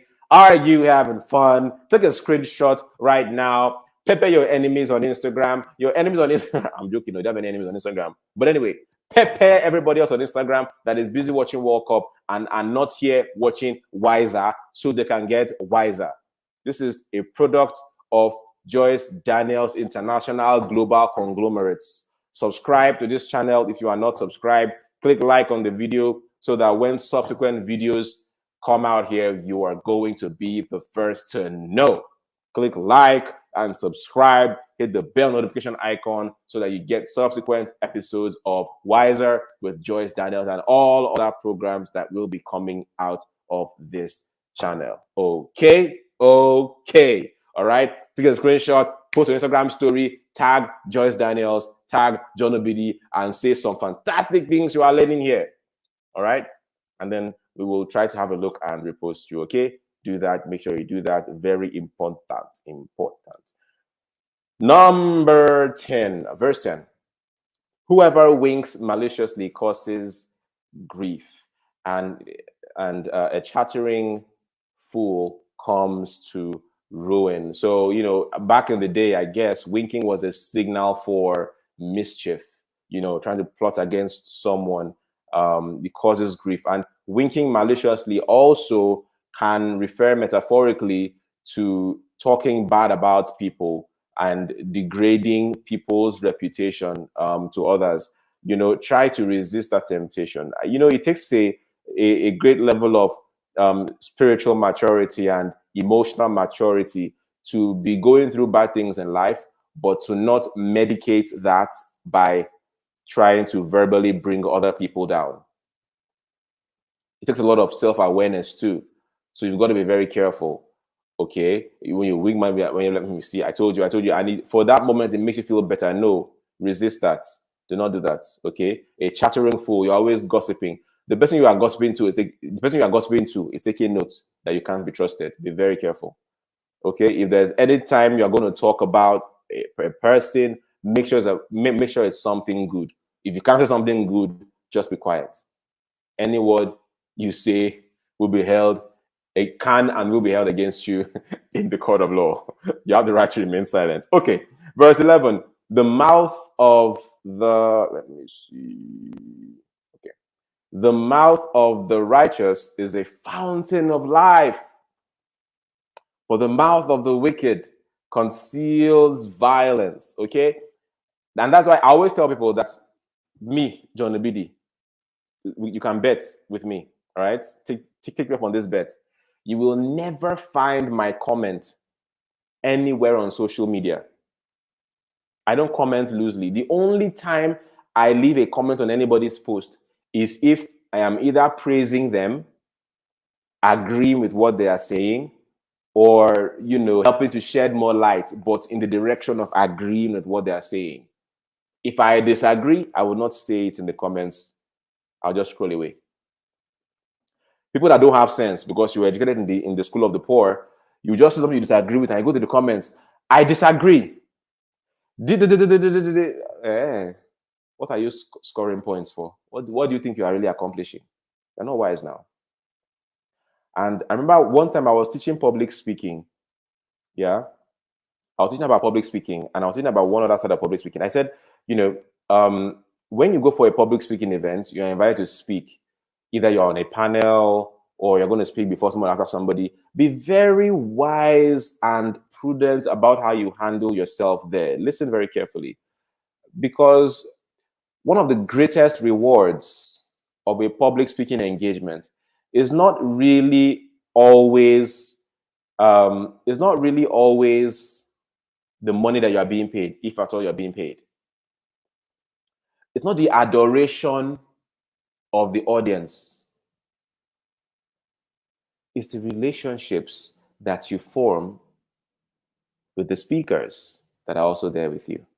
Because there's a reason that they are speakers as well, not regular members. They are speakers because they've achieved something. They have some level of relevance in their fields, and you all need each other. Do not be tempted where somebody is speaking before you and you hear something that you disagree with and you are boiling because you are the person that, you know what I like Chiamaka? She they hide her mouth. They talk be poverty thinking, broke thinking, school of the poor. They have your brain in a headlock. It's not how to think. They took her mind. They push you to the front. Yes. And they know the consequence of speaking that imprudently. So they gas you up, put, as they say, put batteries in your back, tell you all these things, so ginger you, push to the front, and you'll step back.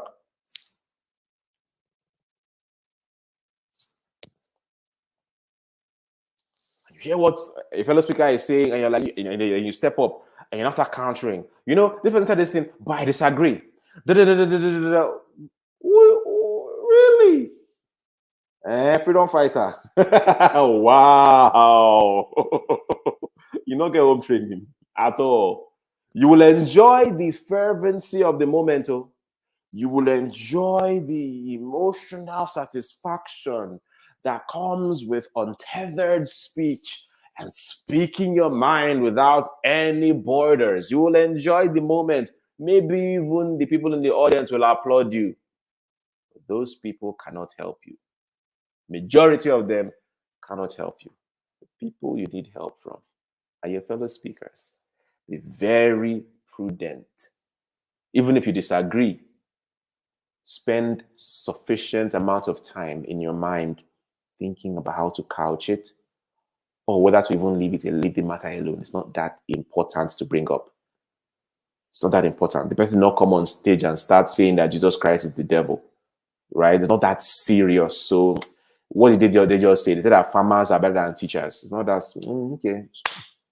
Or even if you want to disagree, you might think about how to quote it. You know, how do I say it? Okay, maybe I should say this. Maybe I shouldn't start with I disagree. That sounds like combatant speech. Let me perhaps start with, my learned colleague here said that farmers are better than teachers, and that's really interesting because, man, without farmers, man, we're not going to eat. This morning I had a very nice meal of yam and eggs too, but without farmers, man, I don't know how I would have managed that. I would have been eating regular Indomie, But I would like to also say this about teachers, that we have to really appreciate our educators. You know what it takes every morning to show up in class, show up in school, and educate people. A lot of us here would not be here if it weren't for the diligent efforts of our teachers. Okay, I'm moving on to point two, and point two, and then you go on.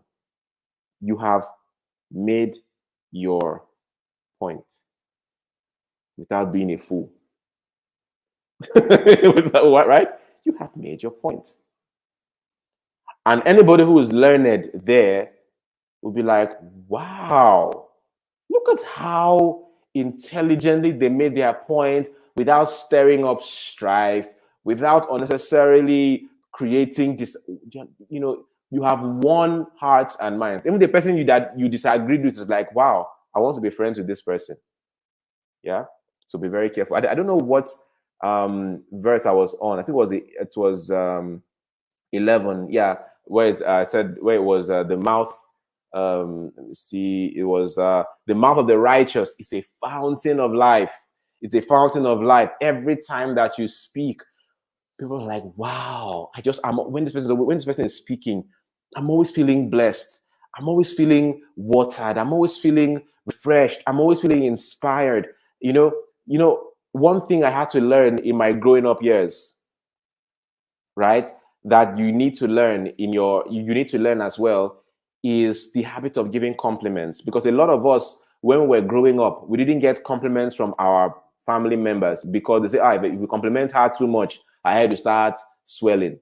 And that has also made you also grow up, and we tend to hoard compliments in our culture. One of the best things you can learn is to be very generous with compliments. You meet somebody, look for something about it that you can compliment. Like, wow, you speak so well. And look how they light up. All right? That's how the mouth of what? The righteous is a fountain of life. You bring warmth. But we're not saying that you should just lie about things. But if you look hard enough about somebody, you'll find something worth complimenting. Your hair. I've never seen anybody pull off this hairstyle as much as you. Your eloquence. You're so smart. You work so hard. Your business is such an admirable case study. What is your secret? And they just feel so happy. They feel so valued. It's important. All right. But the mouth of the wicked conceals violence. Those people who, when you're doing things right, they'll never applaud you. But when you make a mistake, they're the first. You'll be like, I'm going to tell you because I love you. I'm going to just, Anyway, verse 12. Hatred stirs up conflict, but love covers all wrongs. Okay, hatred stirs up conflict, but love covers up all wrongs. Another way to see this also is that when your friend is wrong, even when your friend is wrong, don't be the one that is doing. You are doing a crusader, freedom fighter. You are the one that is calling out people.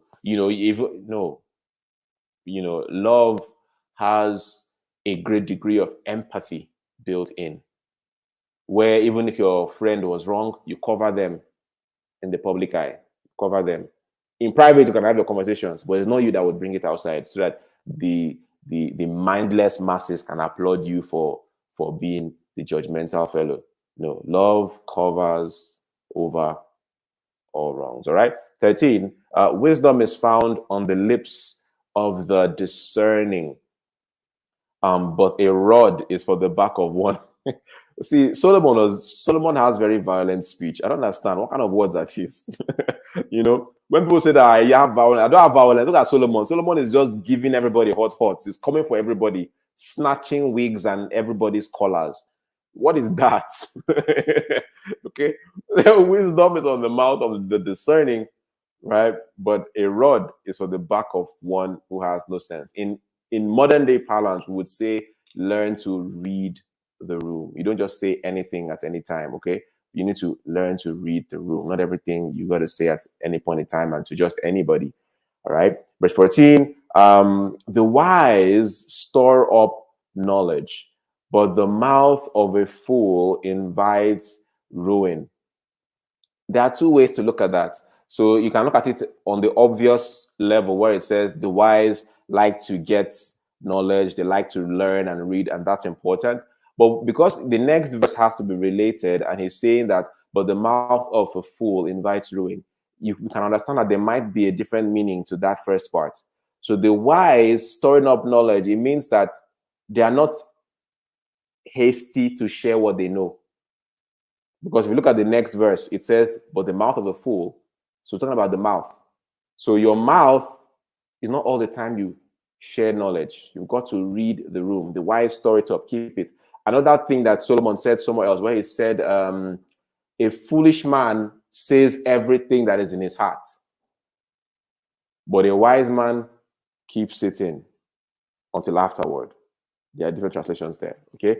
So understand that it's not every time you just say what you know, because you have this complex where you want to be celebrated for your knowledge. Read the room. Sometimes you keep quiet. The wise store up knowledge. But the fool, the tiny thing they know, they're always trying to talk and correct everybody. All right. Be very careful of that. Verse 15. The wealth of the rich is their fortified city, but poverty is the ruin of the poor. You see, because it's Solomon now, nobody can attack Solomon. No. Solomon understands what he means. The wealth of the rich is their fortified city, but poverty is the ruin of the poor. Solomon also mentioned in another verse where he talked about the rich wise man. About the poor wise man. Okay, that was a man who had a lot of wisdom, and by his wisdom he saved a great city. But because he was poor, he was forgotten. Okay, so understand that when we're talking about the mindset of poverty and the mindset of wealth, it's not about the amount of money that you have. It's about a system of thinking that has been intentionally architected to keep you within those borders. But the truth, you shall know the truth, and the truth shall set you free. Solomon also said in another verse that, you know what, money is a defense. I think it's Ecclesiastes, forgot it. Money is a defense, but wisdom is a defense also. But the excellency of knowledge is that wisdom gives life to them that have it. Okay, so once you are beginning to acquire wisdom, in no time, your pocket will catch up with your brain. Okay.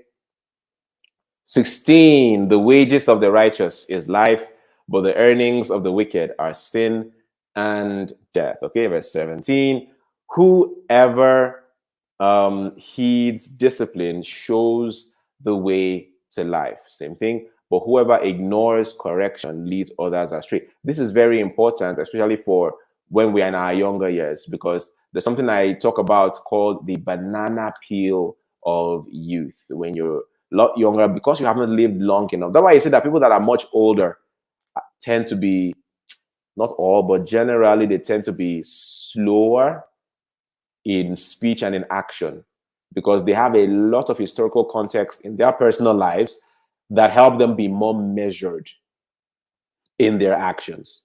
All right. It helps them be more measured in their actions. They are less arrogant. A younger person hasn't lived that long. And so there is that arrogance of ignorance a lot of times. Okay. And so you might think you know it all, and that people that try to advise you are holding you back. You know it, the best way to do it. Well, remember what it says here in verse 17, that whoever heeds discipline shows the way to life. But when you ignore correction, You will lead not just yourself, but others astray. Verse 18, whoever conceals hatred with lying lips and spreads slander is a fool. I mentioned this even before we got here. Whoever conceals hatred with lying lips and spreads slander is a fool. Well, let me not, elucidate on that. Our time is already fast spent, and we need to close so we can release you to start your Saturday. Okay.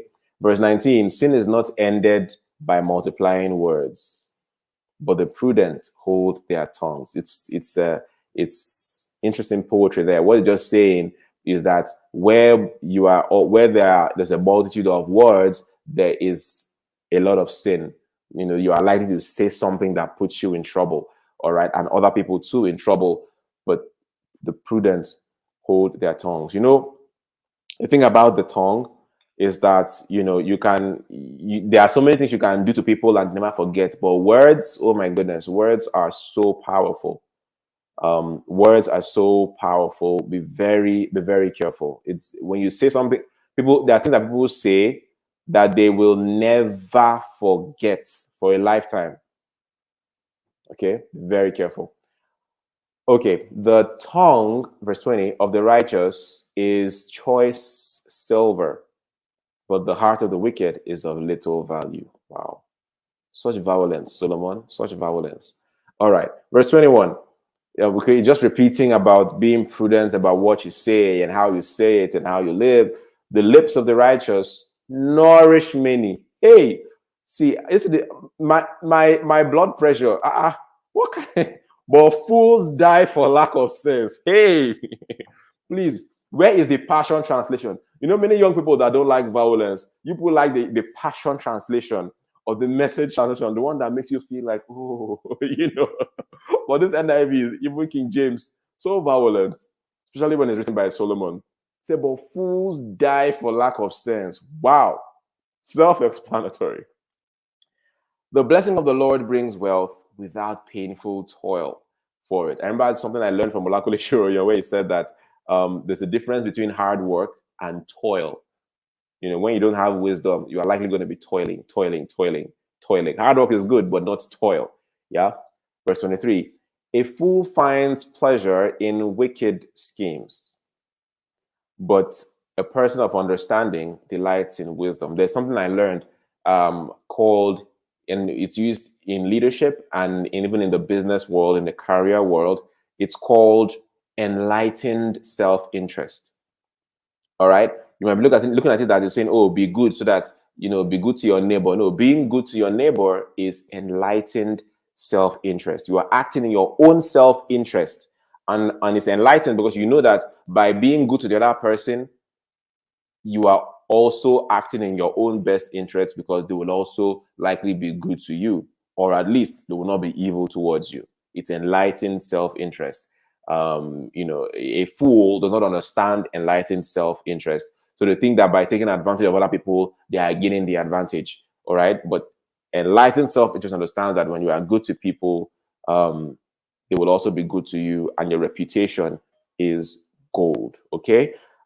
Verse 24, what the wicked dread will overtake them. What the righteous desire will be granted. What the righteous desire will be granted. Righteous, you have to understand that righteous does not always mean that somebody is serving God. Some people who are not Christians or they don't worship like you, but they are righteous.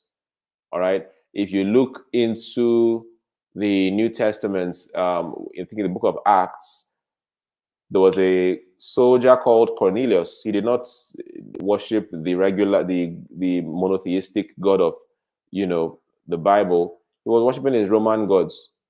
But it was said of him there that, I don't know why I said he was a righteous man, but they said he was so good that he found favor with God. So there are many people like that too, who they may not be in your church or even be in church at all, but they live their lives in such a way that they are at peace with everybody. All right. They live their lives in such a way that anything that they want, everybody wants them to do well. Everybody is rooting for them. Everybody is voting for them. Everybody pushing for them because they know that if we help this person to succeed, this person always looks after everybody. They are not selfish. If an opportunity comes, we are going to pull our weight to make sure that this person gets it. Because when they get there, they tend to take care of everybody who helps them. But somebody who is in it for themselves, everybody is so afraid of them getting power. All right. So understand that. Verse 25, when the storm has swept by, the wicked are gone, but the righteous stand firm forever. One attribute of righteousness that people have not been taught is wisdom. You don't know? An attribute, a very important attribute of righteousness. It's not piousness, humility. You're always putting your head down, shaking somebody with two hands. No. A lot of that is just low-key, low self-esteem. It's undercover low self-esteem. A great part of righteousness is wisdom, because wisdom informs your righteousness. Wisdom helps you understand why it's important for you. There's a lot of people that are not really righteous. They are righteous out of condition. They are not kind. They are just beaten down by poverty, that they just have to be like that for now. But the moment you give them 1 naira now or more, you see their true character. All right. So a great part of righteousness is wisdom. Wisdom helps you understand that even when your circumstances improve, it is important to be prudent, peaceful, and generous to your fellow man. All right. 26. As vinegar to the teeth and smoke to the eyes, so are sluggards to those who send them. Madam Joyce, I'm so sorry. Let me just spend some time on this. I know my time is already up. I'm so sorry. But this thing is very huge. It is very huge. We talk a lot about people in our environment that just do the bare minimum, man. It is annoying. So annoying. And a lot of you here, I'm sorry, but you know, this is wiser. Yeah, bear with me. Let me tell you the truth. There's some of you who come and say, oh, sir, I want to volunteer for you. Oh, ma, you go to Madam Joyce. Joyce, please, ma, I want to volunteer for you. I want to, but you see volunteering as an opportunity to get, not to give. And it shows in your output. You just do the bare minimum. And you think we should clap for you just because you are doing it for free. But you are a bloody sluggard. But because we don't want to offend you, we will not talk. Usually we don't talk. We reserve that level of violence for those that we are paying. You know? But when we just see you are a sluggard, we just say, okay, we use wisdom. But okay, it's all right. I see that you are giving your bare minimum here. You're not answering your calls, you know. But by not answering your calls, you're not answering your calls, you are just giving the bare minimum. I know you can do better, but you are choosing not to do better, maybe because you know that this is for free and because you think that you will not be questioned because it's a volunteering opportunity. You're like, okay, that's all right. And what we just do, that we just find a very nice way to, you know, ease out that relationship, and we find, or we'll tolerate you for the meantime until we find somebody who has the spirit of what you want to really do. That's just life. Slugger, just as you know how vinegar add to the teeth, right? Remember when Jesus was according to the story of Jesus Christ's crucifixion, and he was thirsty. What did they give him to mock him? They gave him vinegar out to the teeth. It's not pleasant to the taste, right? And smoke to the eyes. It's so hurtful. So are sluggards to those who send them. So even while you are volunteering, even while you are helping somebody, don't just give your bare minimum because it's help. Give your best. Show up strong so you can reap the full rewards of volunteering. Very important. You know, it's so annoying. There's this spirit of mediocrity, you know, amongst a lot of young people. You want to get something for nothing. You want, oh, let me volunteer for you because if I volunteer for John Obidi, maybe he will mention my name in public and then I will get X, Y, Z, and you're doing a bare minimum and waiting for your payoff day. See, we didn't get to where we are right now by being foolish. Just understand that, right? We didn't get to this where we are now by being gullible. We see these things. The fact that we don't talk does not mean we don't see. We just, by the grace of God, understand that, okay, we need to be very smart in how we couch it, you know, or just not say that at all, just move on. But in our mind, we already know what we want to do. So please, Try to give your best. The fear of the Lord adds length to life, but the years of the wicked are cut short. You know, when you look at people who are cutting corners, you know, in my younger years, I used to be very judgmental of Yahoo boys. Very judgmental. Um, I'm still judgmental, but with an air of understanding. I'm careful how I say this because I don't want anyone interpreting this as, oh, it's now okay. It's never okay. But I understand how poisonous a how poisonous a manifestation, a certain manifestation of the Nigerian society can be. The Nigerian society is one that punishes failure. It brutally punishes failure. And so when people are always packaging, I understand. We make jokes about it, but I understand. People don't have empathy. People were never taught to love. Nobody knows what love means. Everybody is messed up. Well, of course, that's a general statement. Not everybody, but too many people, such that the few that have love in their hearts, they're like a breath of fresh air. They're the minority. Everybody's just waiting for you to slip up so they can just open the gutter they call a mouth and start saying things. You know, so everybody lives in this fear of being judged, of being labeled with the number one Nigerian sin: failure. Immorality is not a Nigerian sin, it's failure. It's only the poor woman that people accuse of immorality. The woman that is rich, they don't accuse her of that. The woman that is successful, TV personality and all that, nobody says, oh, but she's is the one that is poor that is, it's the number one sin in Nigeria is poverty. It's not any other thing. All right. But the point is that nobody wants to be seen failing, you know. And so sometimes when people are confronted mentally with what they will face when maybe their music is no longer selling, and how the public that once were saying, our mentor ma, you know that these people are just mindless zombies. They don't know what they're doing. They don't know their left from their right. You know, the same way they hailed you, it's the same way they will talk down on you and use your failure as as case studies. They go and create blog posts. 10 lessons you can learn from the fall of XYZ. 10 lessons we can learn from the failure of this person. Oh, this person had a bright start. Now they have failed. Here's what we can learn from this. They are just bloody daggers with their mouths and with their lips. And a lot of people are in fear of that. And so they know that there is no soft landing for them when they inevitably fail. They know that. And so sometimes when certain schemes are presented to them, they, in that moment of unguardedness, they don't have the emotional fortitude at that time to engage that moment. And so they take whatever is being offered, if at all, it just at least rescues them from the embarrassment of failure. It's our society that gives birth to that. Everybody is so quick to talk about, oh, the hush puppy this, hush puppy that, right? But when he was nobody and when he was failing, what was the attitude of the Nigerian society to such a person? The Nigerian society is so poisonous, so poisonous.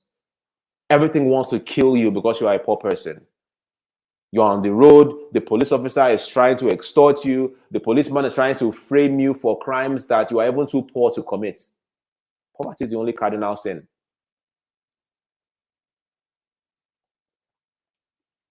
And so these are the things that push certain people. I know by the grace of God, you know, some of us are on the straight and narrow and we decide to be who we are. But we also understand that not everybody was able to engage with the crossroads of their own lives with their own lives in such a way that they could come out on the other side victorious. They took what was given to them, and so their lives turned out a certain way. That's just life, man. It's tough. But at the same time, if you are in that situation, this verse here exists to give you a compass. And so when you see other people succeeding, don't adopt the mantra that, money is money. The end justifies the means. No. Yes, they fell to the dark side because they lacked the fortitude. They lacked the right, the timely counsel to help them to manage their moments. But you do now. And understand that the fact that somebody appears to be succeeding on the fast lane does not mean that they are actually succeeding. There is the appearance of success and there is actual success. Long time ago, I was in a church where the pastor preached something about success because we were very young and he was trying to help us understand what success really means. And he said that there's corn success and there is mango success. All right. You know how corn success is? You know, when you plant corn, very quickly it germinates, it sprouts, and it has grown. You plant mango or more, you got to wait for a while. It takes a while to even sprout and show that anything is happening and become a tree. It takes a long time. But guess what? The corn that grows and germinates very quickly, it bears fruit very quickly. Once you pluck it and eat it, it's gone, it's over. But that mango, though it takes a long time, once it comes into its season and it starts to bear fruit, it feeds generations. It will feed you for a lifetime. So you've got to ask yourself, what kind of success do you want to have? Do you want to have corn success or mango success? Do you want to have corn success here today, gone tomorrow? Or do you want to have mango success that will stand the test of time? Like that tree that is planted by the rivers of water that will bear fruit in its season. All right? So you've got to understand here that the fear of the Lord adds length to life. You do things the right way, you would have longevity. You might take a while to get off the ground, but your long-term prosperity will be assured. Over the long term, you will prosper. Life is not a sprint. People who take the shortcuts, they think life is a sprint sometimes. It's not a sprint.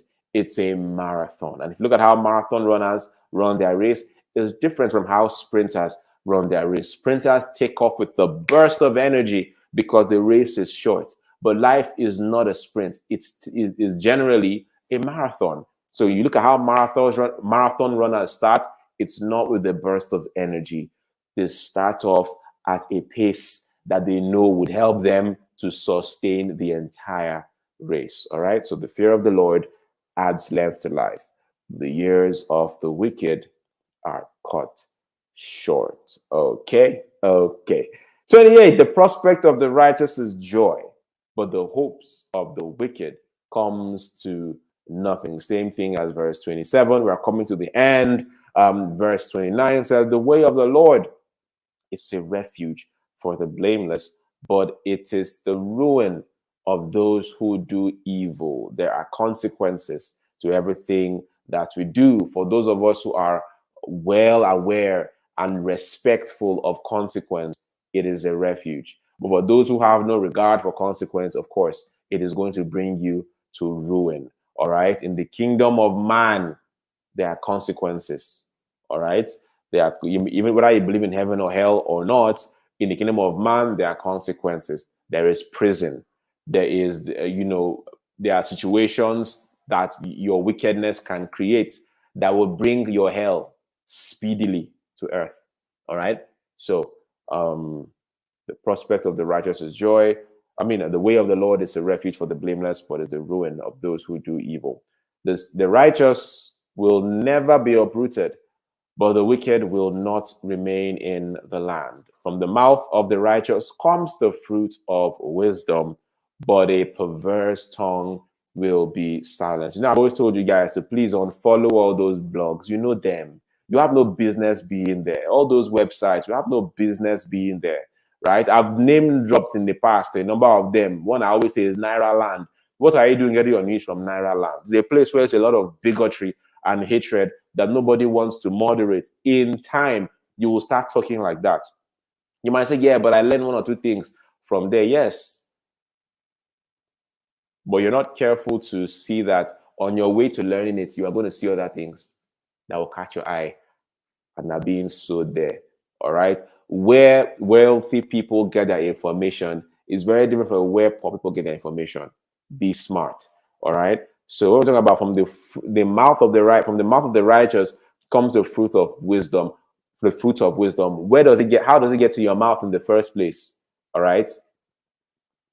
Is what is in your head that will come out through your mouth. So be very careful what goes into your head. The Bible says that what? Guard your heart diligently, for out of it comes the issues of life. Your heart is a metaphor for your mind, your emotions, your thoughts. Guard it diligently. Be careful of what goes into it. Be careful of who speaks to you, of who advises you. Not every influencer that appears successful that is worthy of giving you counsel.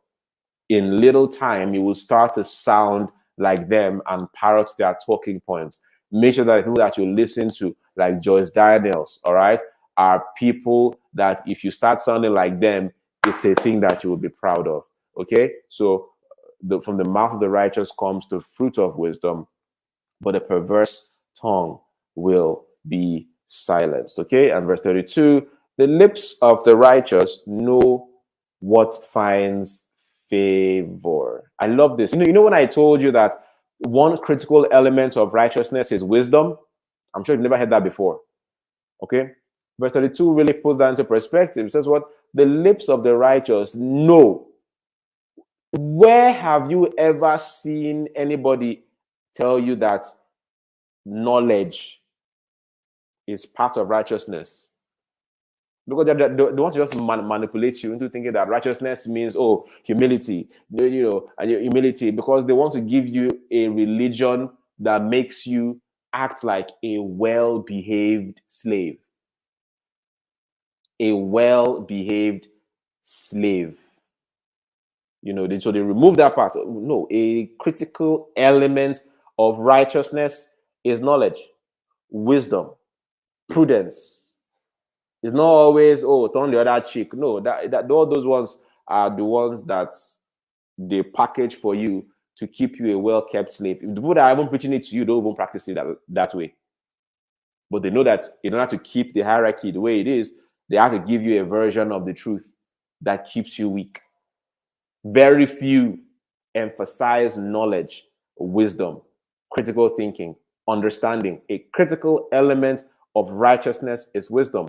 A critical element of righteousness is knowledge, discernment.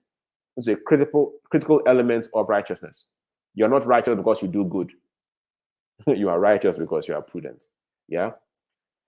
The lips of the righteous know what finds favor. They know the right words to speak. I talked to you about how to disagree in public. A righteous person knows how to disagree or whether to disagree in the first place.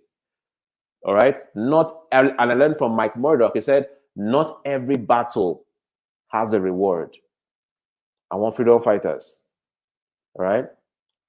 You want to put your head everywhere. Every battle, you got come on your social media opinion. You know, this is what are behaving like this. Look, let me tell you, I'm not afraid of anybody.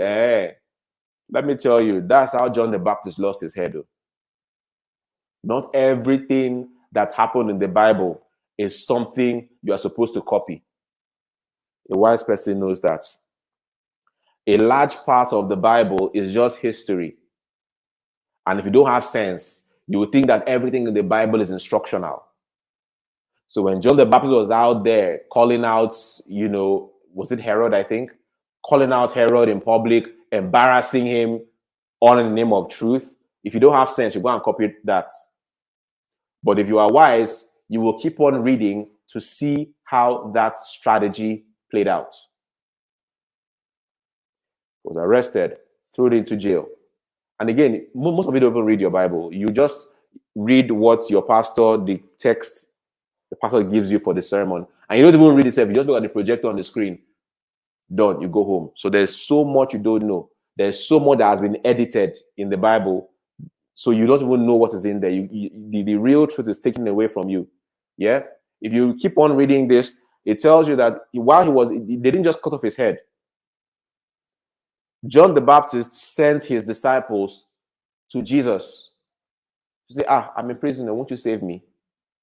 Check. Jesus Christ not even look at he not even answer the question.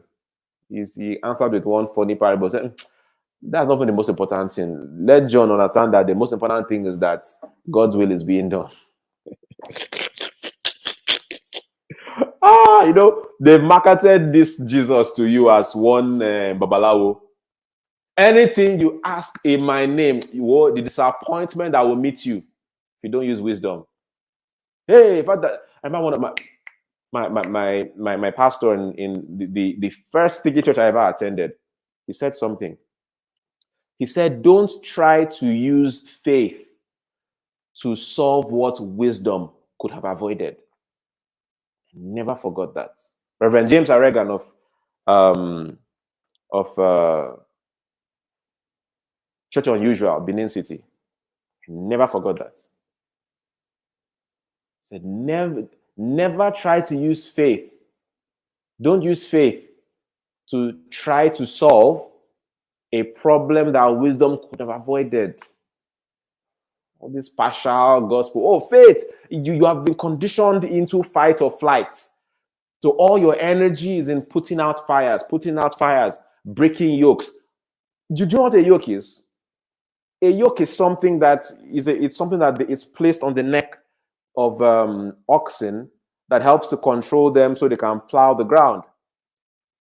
But you've got to ask yourself, all your life you've been breaking the yoke. You've been chasing the anointing that breaks every yoke. My God, such a poor doctrine. You don't realize that you should have asked in the first place, how did this yoke get on my neck in the first place? And how could wisdom have averted that? How do I avoid subsequent yokes? They will not tell you that so that you always be having yokes that you'll be coming to church to break. That's all you will be using your youthful energy for, breaking yokes. From one yoke to another, breaking yoke. I keep telling people that the biggest miracle, Nigerians, Africans, see, let me tell you, drama is in our DNA, it's in our blood. We love drama. So we like the drama of this testimony that, so one day I went for a party with my friends past midnight. We were just there. And then kidnappers now kidnapped us. But when they now kidnapped us, I said, God, is this how I would die? I said, God, please help me. God, please, I belong to this. If you help me just this once, I will dedicate my life to you. I will do the. They took us to one place and we were seeing dead bodies. My heart was amazed. Everybody like, hey. My heart was amazed. I was afraid and I was praying. I was saying, Jesus. And as we were going, one bright light now shone like that. I saw my chance and I ran. And I ran for many hours in the bush until I now saw a road where I saw an Okada man. And I entered the Okada and he now brought me to the police station. And that's how I was saved. There's nothing wrong with such things. But we fail to understand that the greatest miracle ever is wisdom. That's the greatest miracle. But because usually the miracle of wisdom is silent, it can go unnoticed for a long time. So there are people around you who have never had any problem. They've never been in any major issue. Maybe they've lived very boring lives, but because they've lived very boring life, they've never really been in trouble. They don't have any fantastic, dramatic story of how they were saved from almost certain. So you look at them as the greatest miracle of all time is the wisdom.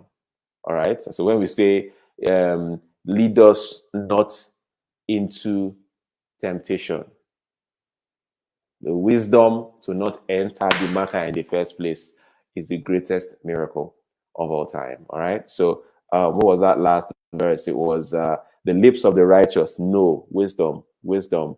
All right. The lips of the righteous, they know what finds favor. The lips of the righteous know what finds favor. The lips of the righteous know the paths in life that are favorable to their expected ends. Okay. But the mouth of the wicked only what is perverse. Ladies and gentlemen, by these 3 points of mine, I hope I've been able to give some useful insights to you. This has been Wiser, and it's a 31-day book study, Unraveling Wisdom to Win in 2023. It's a yearly event held by the legendary Joyce Daniels, where every day of the month of December is dedicated to, I think, one book in the book of Proverbs. And today has been my day, the 10th of December, for me to unravel the wisdom in Proverbs chapter 10. Somebody else will come tomorrow for chapter 11, and so on and so forth. Every day in the book, I think it's every day in the month of December, we're going to be tackling one book in Proverbs. So this is your first time, make sure that you show up here for the for tomorrow's session that will be held by another fantastic speaker. Throughout this month, Joyce and her team are going to be tackling satisfactorily the wisdom in the book of Proverbs. Thank you so much, guys, for having me. Before I hand over to Joyce, I always say that, there are four major currencies in life. Okay. But in the school of the poor, you are not taught that. Okay. There are four major currencies in life, and the way we use them in English language gives them away. Money is not the only currency. It's the most popular one. Okay. There is also the currency of attention. That is why you pay attention. Is currency. You pay attention. So thank you. So there's attention, you pay. There is also your time. You spend. That's why we say you spend time. It's currency. Okay. There is energy. It's currency. Be careful how you give it away.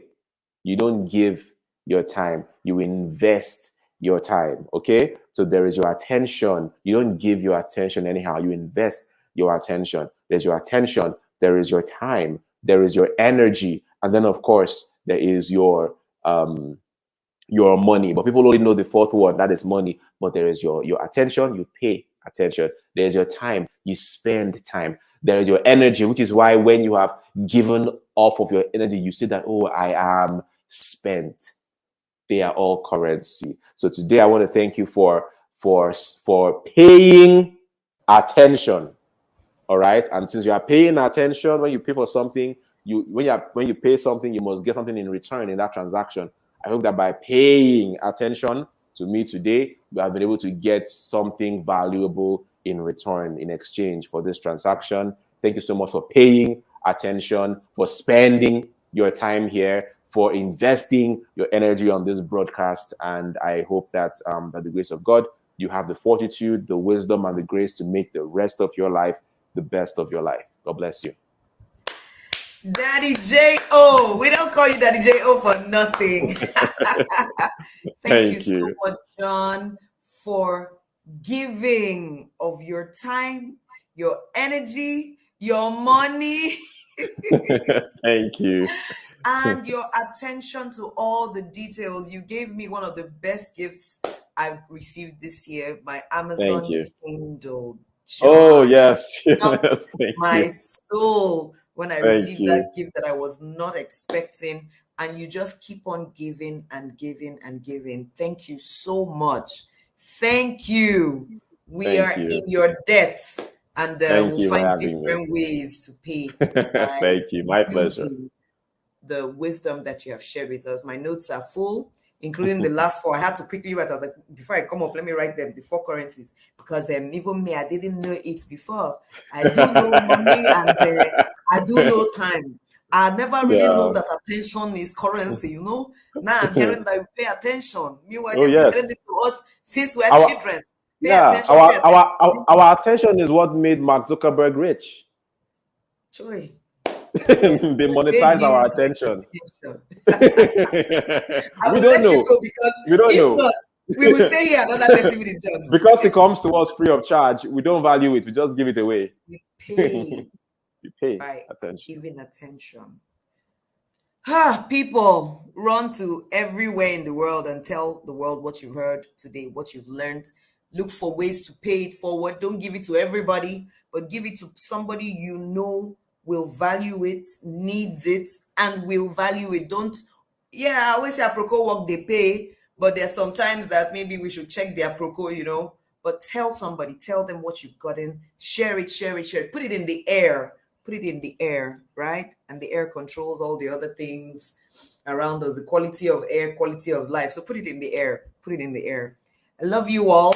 Daddy Jo, thank you so much. Thank you ever so much. We'll see you soon. Thank you everyone for paying all your payments. God bless you. Have a great day. We will always bring Daddy Jo on a Saturday.